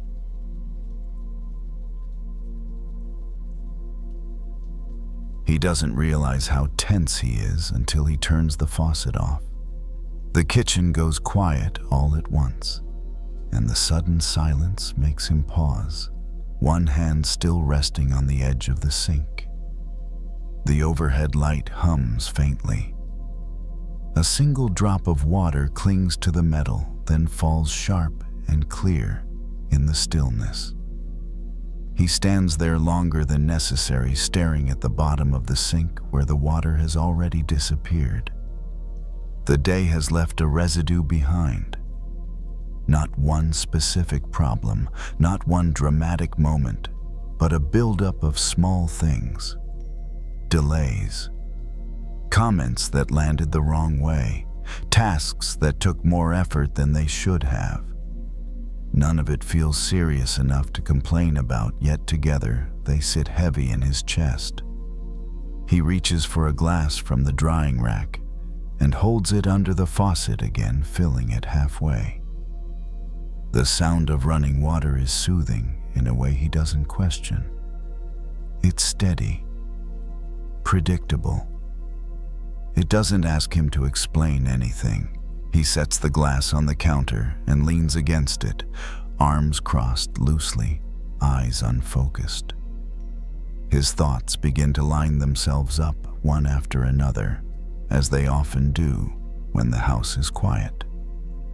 They review the day carefully, pausing at moments that still feel sharp. Each thought seems small on its own, but together they create a familiar tightness, like something dissolving slowly inside him. He opens a small container and sprinkles salt into the glass without really thinking about it. The grains disappear almost instantly, leaving the water clear and unchanged to the eye. He lifts the glass, takes a sip, and immediately winces. too much. The taste spreads across his tongue, sharp and overwhelming, catching him off guard. He swallows anyway, feeling the discomfort settle, then sets the glass down with a quiet clink. He exhales through his nose, half amused, half irritated with himself. That's how it feels lately, he thinks. Like everything has the same flavor. Too intense, too much at once. Even the smallest issue seems to leave a bitter aftertaste that lingers longer than it should. He pours the glass out and rinses it, watching the salty water swirl away down the drain. He refills it this time, adding only a small pinch. He stirs slowly with a spoon, the metal tapping softly against the glass. He tastes it again. Better. Still noticeable, but manageable. He sets the glass down and rests his palms on the counter, staring at the surface, where the overhead light reflects back at him. The reflection is imperfect, slightly warped, but steady. He's always believed that stress comes from what happens to you. From the amount of pressure, the weight of circumstances, the number of problems piling up at once. It feels logical. If things are hard, of course it hurts. But standing here now, he notices something else. The salt didn't change. The glass did. He reaches for a larger pitcher from the cabinet and fills it with water. The sound is deeper this time, fuller. He pours the same amount of salt into it, stirs, and takes a sip. The taste is barely there. It's not gone completely, but it no longer dominates. It no longer demands all his attention. He leans back against the counter, holding the pitcher loosely, feeling its weight in his hands. His breathing slows without instruction, like his body has recognized something before his mind can catch up. The problems of the day haven't disappeared. He knows that. Tomorrow will bring its own version of the same challenges. But the way they sit inside him feels different now. Less concentrated, less urgent. He realizes how often he's been living in a small glass. His days packed tight, his attention narrowed, his mind circling the same thoughts again and again, leaving no room for anything else. In that space, even a little stress has nowhere to go, but straight into him. He pours himself another glass from the pitcher and drinks slowly, this time noticing how the water moves, how it cools his throat, how it settles. The bitterness is faint now, almost unimportant. He stands there, letting the moment stretch, not trying to turn it into a lesson or a promise. Just noticing how different it feels to have more room. The kitchen hasn't changed. The light hums the same way. The night outside remains quiet and ordinary. But something inside him has widened. He doesn't rush to clean up. The pitcher stays on the counter, the glass beside it, both catching the soft kitchen light. He leans his hips against the edge and lets his thoughts move without pushing them in any direction. For once, they don't crowd him. A familiar worry drifts into awareness, something unfinished from earlier in the day. Normally, it would tighten his chest immediately, pulling his focus inward until nothing else exists. Now it arrives and settles gently like a grain of salt falling into deep water. It's still there. It just doesn't burn. He notices how his breathing has changed. Slower, fuller, not forced. His shoulders feel less lifted, his jaw unclenched. The shift is subtle but unmistakable, like the difference between holding a cup too tightly and realizing you can loosen your grip without dropping it. He thinks about how often he's tried to solve stress by removing it. Fix the problem. Finish the task. Say the right thing. Move on quickly. Sometimes that works. Often it doesn't. Standing here now, he understands something his body has known longer than his mind. Some things don't need to be removed. They need more space around them. He pours the remaining water from the glass back into the pitcher, then tops it off with more from the faucet. The sound fills the room again, steady and generous. He stirs once slow and deliberate, watching the movement spread evenly. He takes another sip. There's no sharpness now. Just cool water, clean and ordinary. The moment reminds him of other times in his life when stress felt manageable even when things weren't easy. Long walks where his thoughts gradually loosened.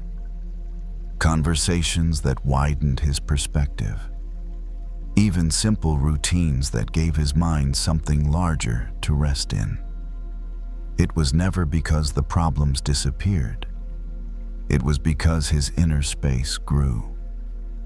He carries the pitcher to the table and sits down, letting the chair scrape softly against the floor. The kitchen feels quieter from here, less like a place to do things and more like a place to be. He doesn't tell himself to think positive thoughts. He doesn't try to replace worries with gratitude or lessons. He simply lets them pass through the wider field of his attention, noticing how they no longer get stuck. A thought arises. Another follows. Then a pause. In that pause, there is relief, not the dramatic kind, but the kind that comes from not being squeezed. He realizes how much of his overthinking has been fueled by constriction, tight schedules, tight expectations, tight narratives about who he should be and how he should handle things. When the mind is held too tightly, even kindness can feel sharp. He finishes the glass and sets it down empty, now clean and light. The pitcher is still half full. He knows he can come back to it later, refill it again if he wants. That feels comforting in an unexpected way. The night continues outside the window, quiet and unremarkable. No breakthrough arrives. No final understanding clicks into place. And yet he feels different, not fixed, just less crowded. He stands, rinses the glass, and places it upside down in the drying rack. The simple motion feels complete in itself, not a step toward anything else. Before turning off the light, he pauses once more, taking in the room. The counter, the sink, the faint reflection in the dark window. Everything looks the same as it did earlier. Only now there's more room inside him to hold it. He switches off the light and leaves the kitchen, the quiet following him down the hall. His thoughts slow to match his steps, spreading out, no longer competing for attention. Tonight the salt is still there, but the water is wide enough.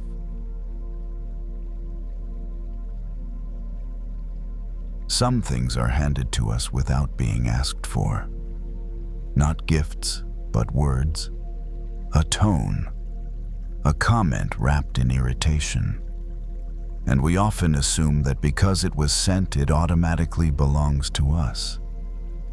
But maybe like any other gift, if we don't accept it, it stays with the person who offered it. Jasmine was 34, a real estate agent used to her phone buzzing all day long. Quick texts, rushed calls, promises made while everyone was tense. That evening, she pulled up in front of her house, turned off the engine, but didn't get out right away. The streetlight reflected off the windshield, casting a dim glow just enough to see the dashboard clearly. Her phone vibrated. A voicemail. The caller's name appeared. Jasmine knew that voice. She had heard it many times on good days and on difficult ones. She didn't open it immediately. She just stared at the screen for a few seconds, as if considering a door.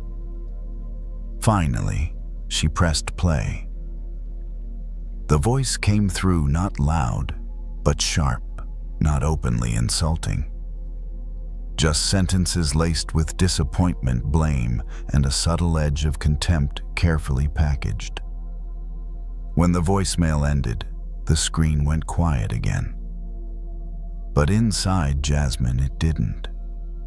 She placed the phone face down on the seat beside her. Her hand trembled slightly.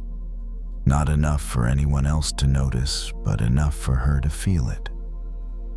A familiar heat rose in her chest, not exploding, just spreading slowly, like holding something that isn't very hot, but burns if you hold it long enough. Jasmine thought about calling back, thought about the sharp responses she could deliver, thought about explaining herself, then thought about staying silent. Each thought opened a different path, but they all started in the same place. She was holding something that had just been handed to her. She breathed in, then out. Not deep, not long. Just enough to notice she had been holding her breath. She looked at the phone face down, lying still like an ordinary object. Nothing in it was demanding an immediate response. There was no countdown clock. No rule forcing her to open her hands and receive it. Jasmine remembered an old question she'd heard somewhere before. If someone gives you a gift, but you don't accept it, who does the gift belong to? She didn't think about it as a moral lesson. It simply appeared clear and real, right there on the passenger seat beside her. The words in that voicemail, however unpleasant, were only sounds that had already passed. They couldn't enter her body unless she opened the door. But her habit, like many people's, was to open that door quickly, to take it in, and carry it along.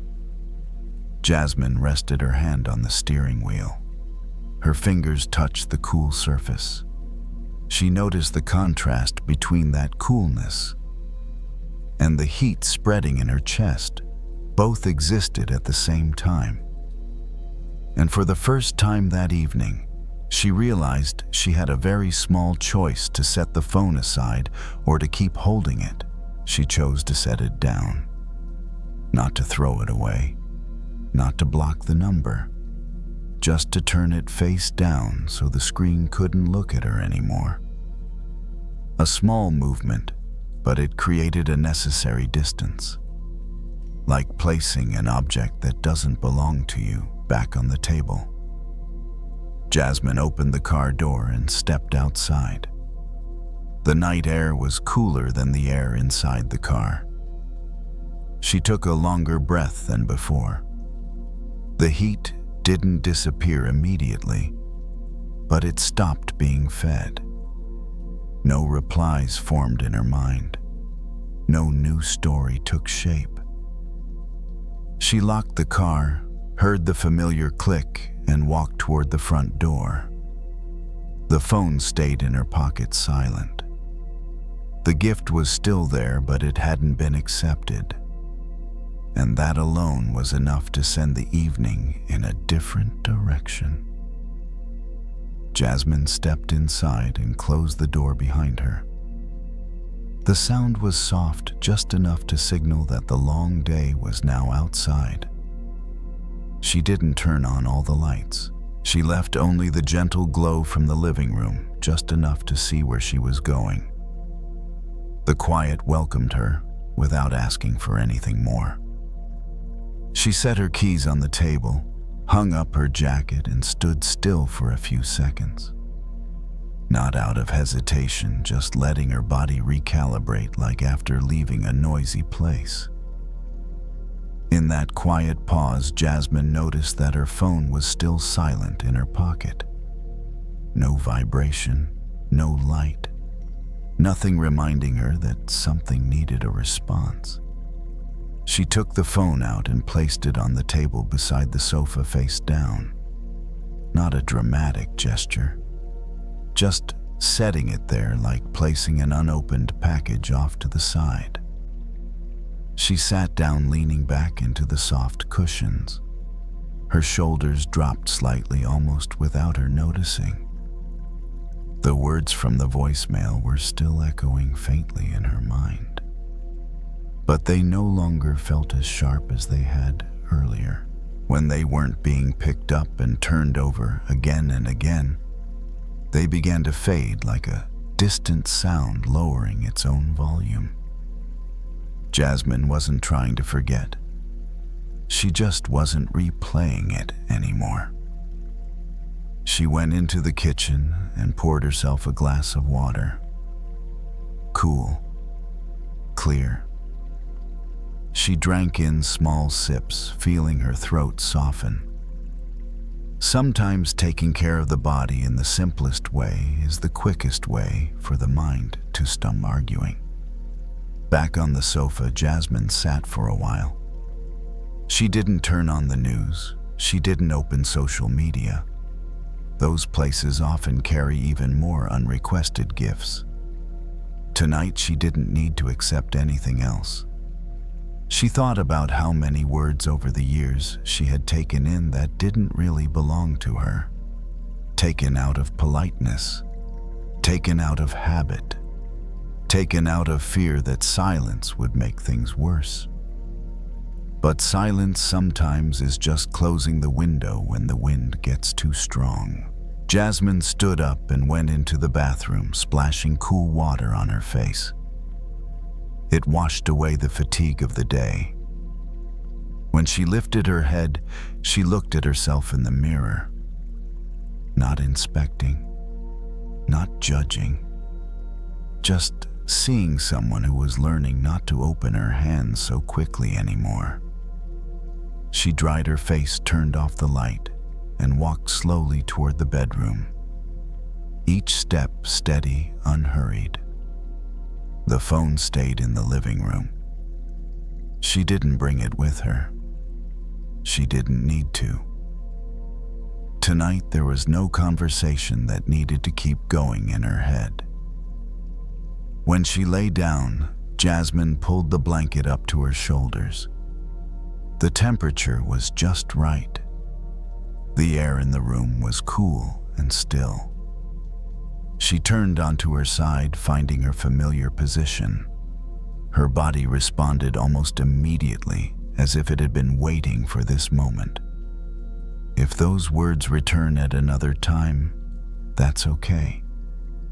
They can exist somewhere, but they don't need to be held. Not everything that's offered needs to be accepted to prove anything. Jasmine closed her eyes. She didn't force herself to sleep. She let her eyelids grow heavy with the rhythm of her breath. Inhale, exhale, slow and even. No reaction waiting, no answer being prepared. Some nights peace comes from realizing you're allowed to refuse gently, without explaining, without pushing back, simply by not opening your hands. The room settled into silence. Everything was in its place. And in that stillness, sleep arrived without words, like setting a gift back where it truly belongs.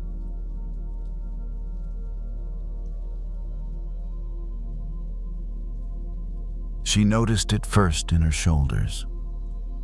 Not as pain, not exactly, but as a constant low-level tension that never fully went away, no matter how many times she rolled them back or stretched her neck between clients. The day had been full. The chairs rarely empty, the mirrors always reflecting movement.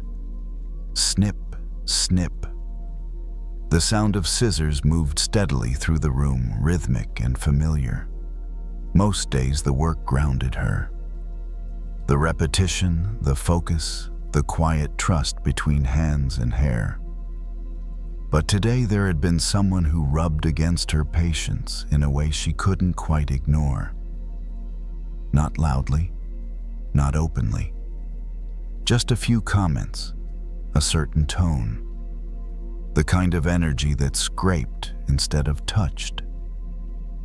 She didn't respond to it at the time. She smiled. She kept working. She did what she always did, letting professionalism smooth over the edges. Now, after closing time, she swept the floor slowly, the soft shh of the broom filling the quiet space. Small piles of hair gathered near her feet, reminders of the day's work, light and harmless. The comments replayed anyway. Not word for word, but as a feeling, a friction, like something had been dragging across her all afternoon, leaving her irritated without a clear place to point to. She leaned the broom against the wall and sat down in one of the chairs, the vinyl cool against the back of her legs. In the mirror, she saw her own reflection, tired but composed, the same face she showed everyone else. Her hands rested in her lap, palms down, fingers relaxed. That's when the image came to her. Sandpaper. She thought about how it works, how rough it feels at first contact, how it scrapes and stings if you press too hard against it, how the instinct is always to pull away or push back. But she also knew what sandpaper was actually for. It doesn't hurt for no reason. It wears things down. It smooths surfaces over time. She stood up and walked over to the small supply shelf in the corner, where bottles and tools sat neatly arranged. She picked up a piece of actual sandpaper left over from a small repair job weeks ago. She ran her thumb lightly across it. Rough, uncomfortable, effective. The thought landed quietly. Some people don't show up in your life to be soft. They show up to rub against you, to test the edges you didn't know were sharp, to expose where you still react instead of choose. That didn't mean their behavior was kind. It didn't mean it was justified. It just meant she didn't have to become rough in response. She set the sandpaper back down and returned to the mirror. The comments tried to rise again, but this time they felt different, less personal, less sticky. She noticed something else then. Each time she replayed the interaction, she tightened. Each time she imagined what she should have said, her jaw clenched. It wasn't the person hurting her anymore. It was the friction she kept creating by pressing against it. She took a slow breath and let her shoulders drop. What if she didn't push back? What if she didn't pull away? What if she let the contact happen without resistance? The idea felt strange, almost counterintuitive. She had always believed that strength meant standing firm, protecting yourself by being just as hard as whatever came at you. But sitting there alone in the quiet shop, she saw another option. If she stayed still, stayed soft, the roughness wouldn't have anything to work against. Sandpaper only smooths what presses into it. She picked up the broom again and finished sweeping her movements, unhurried now. The irritation hadn't vanished, but it no longer felt sharp. It was dulling, losing its edge with each steady breath. As she turned off the lights and locked the door, the day settled behind her. The interaction still existed. The person would likely still be the same tomorrow, but she didn't feel scraped raw. She felt polished. Not because she had endured in silence, not because she had swallowed anything, but because she had stopped fighting the friction and let it pass without turning herself into something coarse. The walk to her car felt quieter than usual. The street outside the shop had already settled into evening lights glowing softly behind windows, the sound of traffic moving at a distance instead of pressing in close. She noticed how her body moved now, less guarded, less braced for contact. Earlier, that same walk might have carried the weight of the day with it. The comments would have followed her, replaying themselves as she drove home, sharpening with each repetition. Tonight they stayed behind, not because she pushed them away, but because there was nothing left for them to catch on to. As she drove, her hands rested lightly on the steering wheel. She could feel the texture beneath her palms without gripping it, aware, but not tense. The road flowed smoothly, lane lines slipping past in an easy rhythm. Her thoughts returned briefly to the person from earlier. She saw them more clearly now, without the charge that had made everything feel personal. Someone restless. Someone rough around the edges. Someone moving through the world with more friction than necessary. It didn't excuse the behavior, but it explained why it felt the way it did. Sandpaper, she thought again. Rough because it's meant to wear something down. Rough because it hasn't learned another way to make contact. The difference now was that she didn't feel like the surface being ground away. She had learned when to soften. At home, she moved through her evening slowly, changing into comfortable clothes, rinsing her hands at the sink, watching the water bead and slide off her skin. Even that small sensation felt different, smoother somehow. She realized then that forgiveness, at least in this form, wasn't about welcoming someone's roughness back into her space. It wasn't about inviting more friction or pretending it didn't hurt. It was about refusing to let someone else's texture determine her own. When she stayed soft, the sandpaper had nothing to work on. Later, sitting on the edge of the bed, she rested her hands on her thighs and noticed how calm they felt. No twitching, no urge to brace. The day had included discomfort. That was true. But it hadn't worn her down. Instead, it had shown her something useful. She didn't need to harden herself to survive rough people. She didn't need to become sharp in return. She could stay smooth and in doing so protect her peace without a single argument.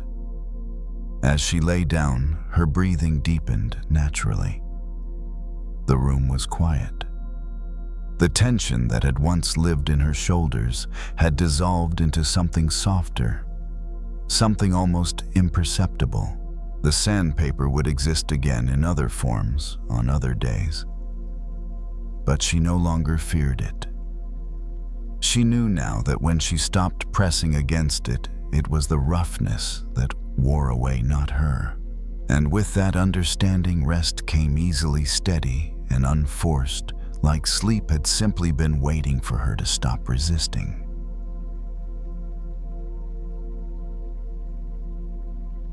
She rests her forearms on the edge of the bathtub and watches the water settle. The room is dim lit only by a small lamp near the sink. The rest of the apartment has already gone quiet. The kind of quiet that arrives after everything that needs to be done has been done, whether perfectly or not. She dips her fingers into the bath and moves them slowly, creating thin lines across the surface.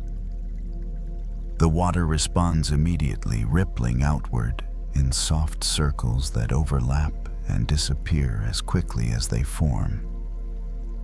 She pauses and waits. The surface smooths itself out, returning to stillness without effort. She tries again this time, dragging her hand gently from one side of the tub to the other, as if drawing something.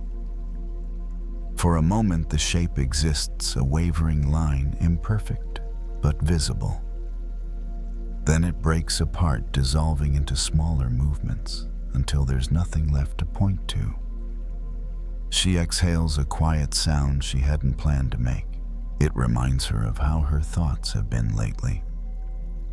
They appear clearly, sometimes sharply, and then fade before she can decide what to do with them. Ideas about the past, questions about the future, observations that feel important for a moment, then lose their weight. She has a habit of trying to hold on to them. Not physically, of course, but mentally. She repeats them, examines them, turns them over as if clarity will come from staying longer. More often than not, all that happens is exhaustion. She trails her fingers through the water again, this time faster. The surface becomes busy, restless, layered with movement. The ripples collide, reflect, cancel each other out. The water looks unsettled now, as if it's lost its sense of direction. She pulls her hand away and watches. It takes a few seconds, but the movement fades. The surface smooths itself out, patient and unbothered by what just happened. She leans her head back against the tile and closes her eyes for a moment. The warmth of the bath seeps into her skin, loosening something in her shoulders. She thinks about how often she's done this to her mind, stirred it repeatedly, added thought after thought, convinced that more thinking would lead to clarity. Instead, it only made everything cloudy. The water doesn't hold on to what she draws in it. It doesn't remember the lines she makes. It doesn't judge whether they were good or bad. It simply returns to itself. She opens her eyes and looks again at the smooth surface. It reflects the dim light in soft, broken shapes. Nothing is fixed. Nothing stays. She dips her finger in once more, just enough to disturb the surface. A small ripple forms, then fades. She resists the urge to do more. A thought arises, something about a conversation earlier in the day. Normally, she would follow it immediately, replaying it, refining it, wondering what it meant. This time she notices it like a ripple appearing briefly, then spreading outward. She doesn't chase it. The thought thins out, then disappears, leaving behind a quiet she doesn't rush to fill. Her breathing slows. The room feels larger, as if space has been added without moving any walls. She rests her hands on the cool porcelain and stays there, watching nothing happen. It occurs to her how strange that would have felt not long ago. To sit without engaging, to let thoughts come and go without intervening. She used to believe that if she didn't hold on to them, she might lose something important. Now, watching the water return to stillness again and again, she senses the opposite. Nothing important is lost. The bathwater remains warm. The room remains quiet. She remains here. The surface of the water waits open and unmarked, ready for the next movement or none at all. She stays in the bath longer than she planned to, not because she's waiting for something, but because there's nothing pushing her to leave. The water holds its warmth steadily wrapping around her legs in a way that feels supportive rather than heavy. She lifts her hand and lets the last drops fall back into the tub. Each one lands with a soft sound barely noticeable, sending out tiny ripples that vanish almost as soon as they appear. She watches them fade. Her mind, so used to grabbing onto moments like these and turning them into reflections or lessons, hesitates. A thought starts to form, then pauses as if unsure whether it needs to complete itself. She notices the pause. There's a gentle relief in not finishing the thought and not turning it into anything solid. The quiet that follows feels clean, like a surface that hasn't been written on yet. She remembers how often she's tried to make her thoughts permanent, writing them down, repeating them, holding them close, afraid that if she didn't, they might disappear forever. As if the value of a thought depended on how long she could keep it alive. But the water tells a different story. No line she draws here is meant to last. No shape is meant to be preserved. And yet, the water is no poorer for it. If anything, it feels freer. She traces one last slow circle with her finger, watching the motion spread outward. This time she doesn't name it. She doesn't compare it to anything else. She simply observes the movement and lets it finish on its own. The surface grows still again. A thought about tomorrow drifts in. A task, a small concern.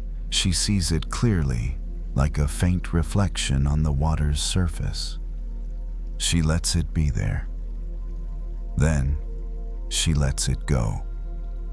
It slips away without resistance, leaving no trace behind. The absence doesn't feel like loss. It feels like space. She shifts slightly, leaning her head against the side of the tub, eyes half closed. The bathroom feels cocooned, separate from the rest of the world. The usual urge to review the day, to replay moments and analyze them, doesn't arrive. There's nothing to stir.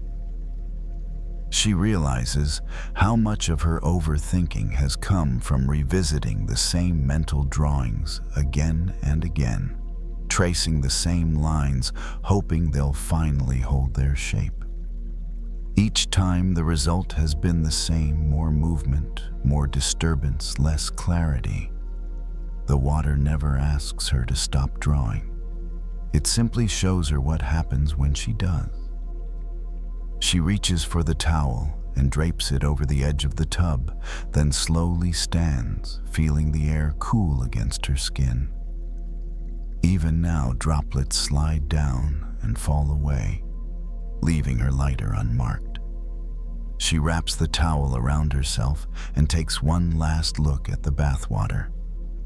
The surface is calm, reflecting the dim light, softly holding nothing from before. She turns off the lamp and steps out of the bathroom, the quiet following her without effort. The hallway is dark, but not unsettling. Each step feels deliberate and unhurried. As she settles into bed, thoughts still appear, but they come like ripples from a distant touch, faint and brief. She doesn't reach for them. She lets them pass. The mind, given nothing to hold on to, begins to rest. Tonight she doesn't need to remember every thought. She doesn't need to finish every mental picture. Like painting on water, her thoughts can appear shimmer for a moment and fade, leaving the surface just as it was. And that is enough.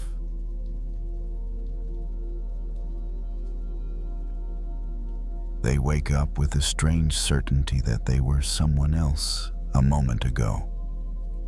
Not in a dramatic way, not like a nightmare that leaves the heart racing, but in a quiet, lingering way, like a scent that stays in the air after a candle has been blown out. Their eyes open to a dark room, the faint outline of the window barely visible, and yet the feeling remains. In the dream, they were light. They don't remember every detail, but they remember the sensation of moving without effort, of drifting where they wanted to drift. There was no schedule, no pressure, no constant checking of what came next. There was only motion and air, and a simple kind of presence that didn't need explaining. They lie still under the blanket, letting the last pieces of the dream float around their mind. The more they try to grab them, the faster they slide away, like water running through open hands. Their phone sits on the nightstand, face down, silent. The apartment is quiet. Somewhere in the building, a pipe clicks softly, then stops. Their mind, as if realizing the dream is ending, reaches for something solid. It finds yesterday. It finds old worries that have been waiting lined up neatly, like items on a shelf. It finds unfinished conversations, decisions that still feel uncertain, feelings they didn't have time to process. The body is still warm from sleep, but the mind begins to tighten, preparing for the familiar weight of being awake. They stare into the darkness, feeling the shift happen in real time. It's not that the worries are new. It's that they feel so convincing when they arrive, so real, so urgent, as if the mind is reporting facts rather than creating stories. They sit up slowly and swing their feet to the floor. The carpet is cool. Their shoulders slump forward slightly, as if the weight has already returned. They rub their eyes and try to remember the dream again, but it's fading quickly now. The more they chase it, the more distant it becomes, until all that's left is the faint impression of being light, and even that begins to dissolve. They stand and walk to the kitchen for a glass of water. The hallway is dim lit by a small nightlight near the baseboard. The quiet feels soft, as if the apartment is still half asleep. In the kitchen, they fill a glass and drink slowly. The water is cold and plain. It grounds them in the body, in the present moment, in something unquestionably real. And yet, as they stand there, they notice something unsettling. The worry in their head feels just as real as the water. The worry has weight, texture, shape. It pulls their attention in the same way a loud sound would. It demands the same immediate response.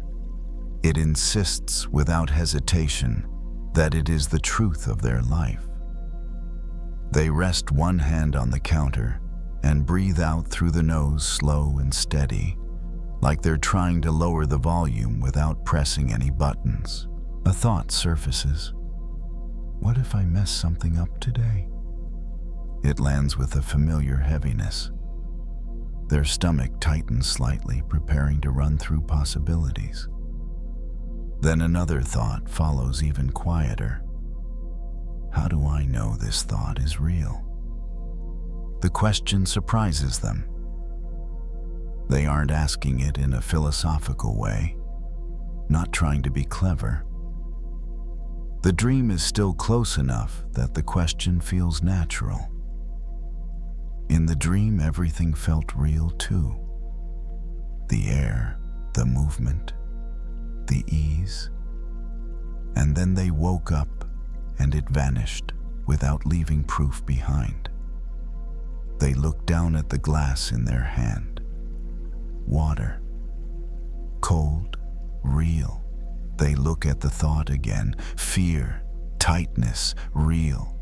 They stand in the small kitchen listening to the refrigerator hum and the distant city sounds outside. And they realize they've been treating their inner world like the only reality that matters. If the mind says something is dangerous, it becomes dangerous. If the mind says something is hopeless, it becomes hopeless. If the mind says something is ruined, it becomes ruined, even when nothing in the room has changed. They set the glass down and lean their forehead lightly against the cabinet door, eyes closed, letting the cool surface meet their skin. The contact is simple, grounding, quietly reassuring. They remember the feeling of being light again, not as a dream to chase, but as a reminder that the mind can create entire worlds, complete with emotions and certainty, and then dissolve them. They open their eyes and step back from the counter. The kitchen is still just the kitchen. The night is still the night. The air is still. The worry is still there, but it doesn't feel as solid as it did a few minutes ago. It feels more like a mood passing through, like weather, like something the mind is doing rather than something the world is demanding. They return to the bedroom and sit on the edge of the bed, hands resting loosely on their thighs. The blanket is rumpled. The room is dark but calm. They don't try to force the worry away. They simply hold it with a new kind of question. What if this too is something the mind is dreaming? They sit on the edge of the bed for a long moment, letting the question rest without answering it. What if this too is something the mind is dreaming? The room doesn't react. The walls don't shift. The night doesn't pause to confirm or deny anything. Everything stays exactly as it is, steady and unbothered. They notice how the worry changes when they stop arguing with it. It doesn't disappear.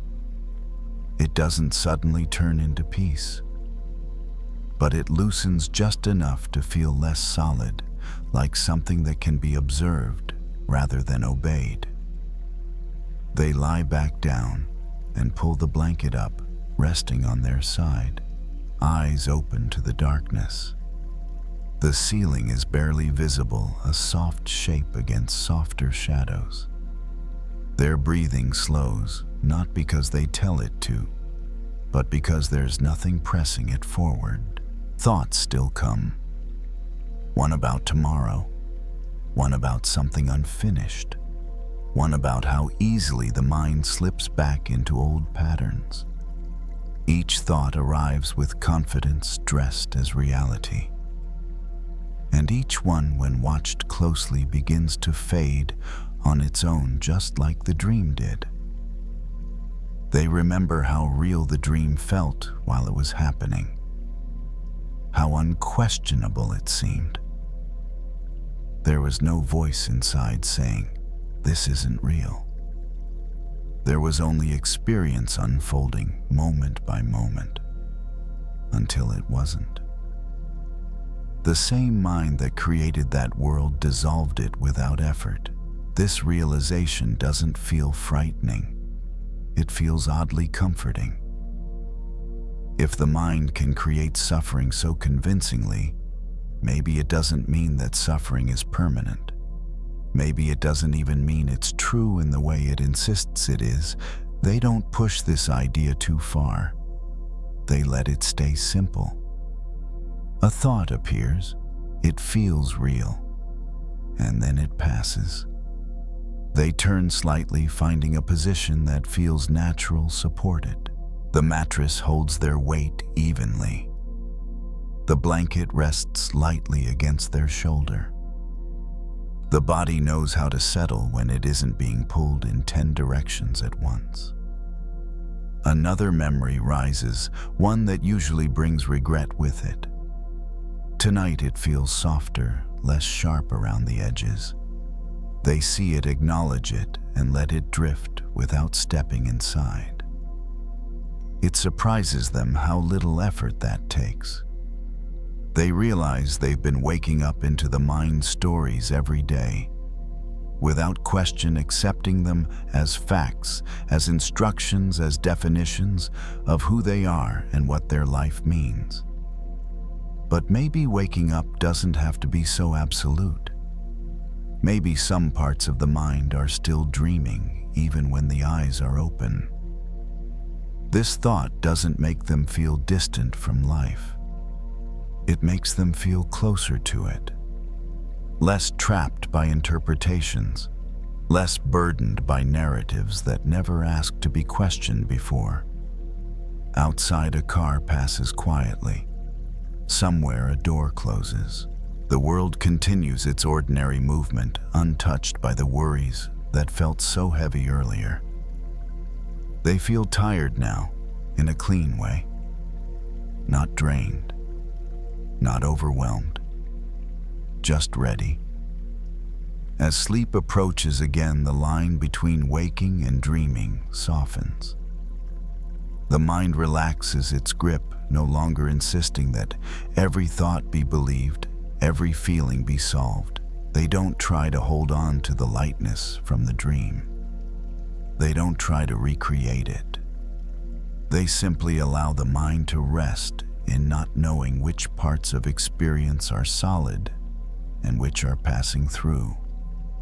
The question from earlier no longer needs an answer. Whether this is a dream or not, they don't need to struggle inside it. Whether the butterfly was dreaming of being human or the human was dreaming of being a butterfly, the movement is the same. Things arise, things pass, and something quiet remains. Their breathing deepens.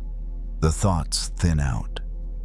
The night wraps gently around the room. This time when sleep comes, it doesn't feel like escape. It feels like returning.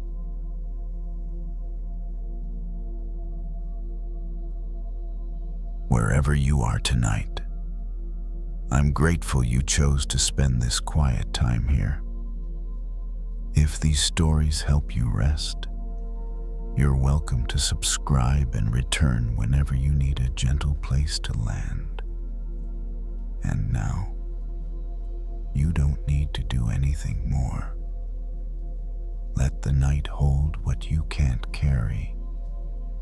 And if sleep comes, let it come.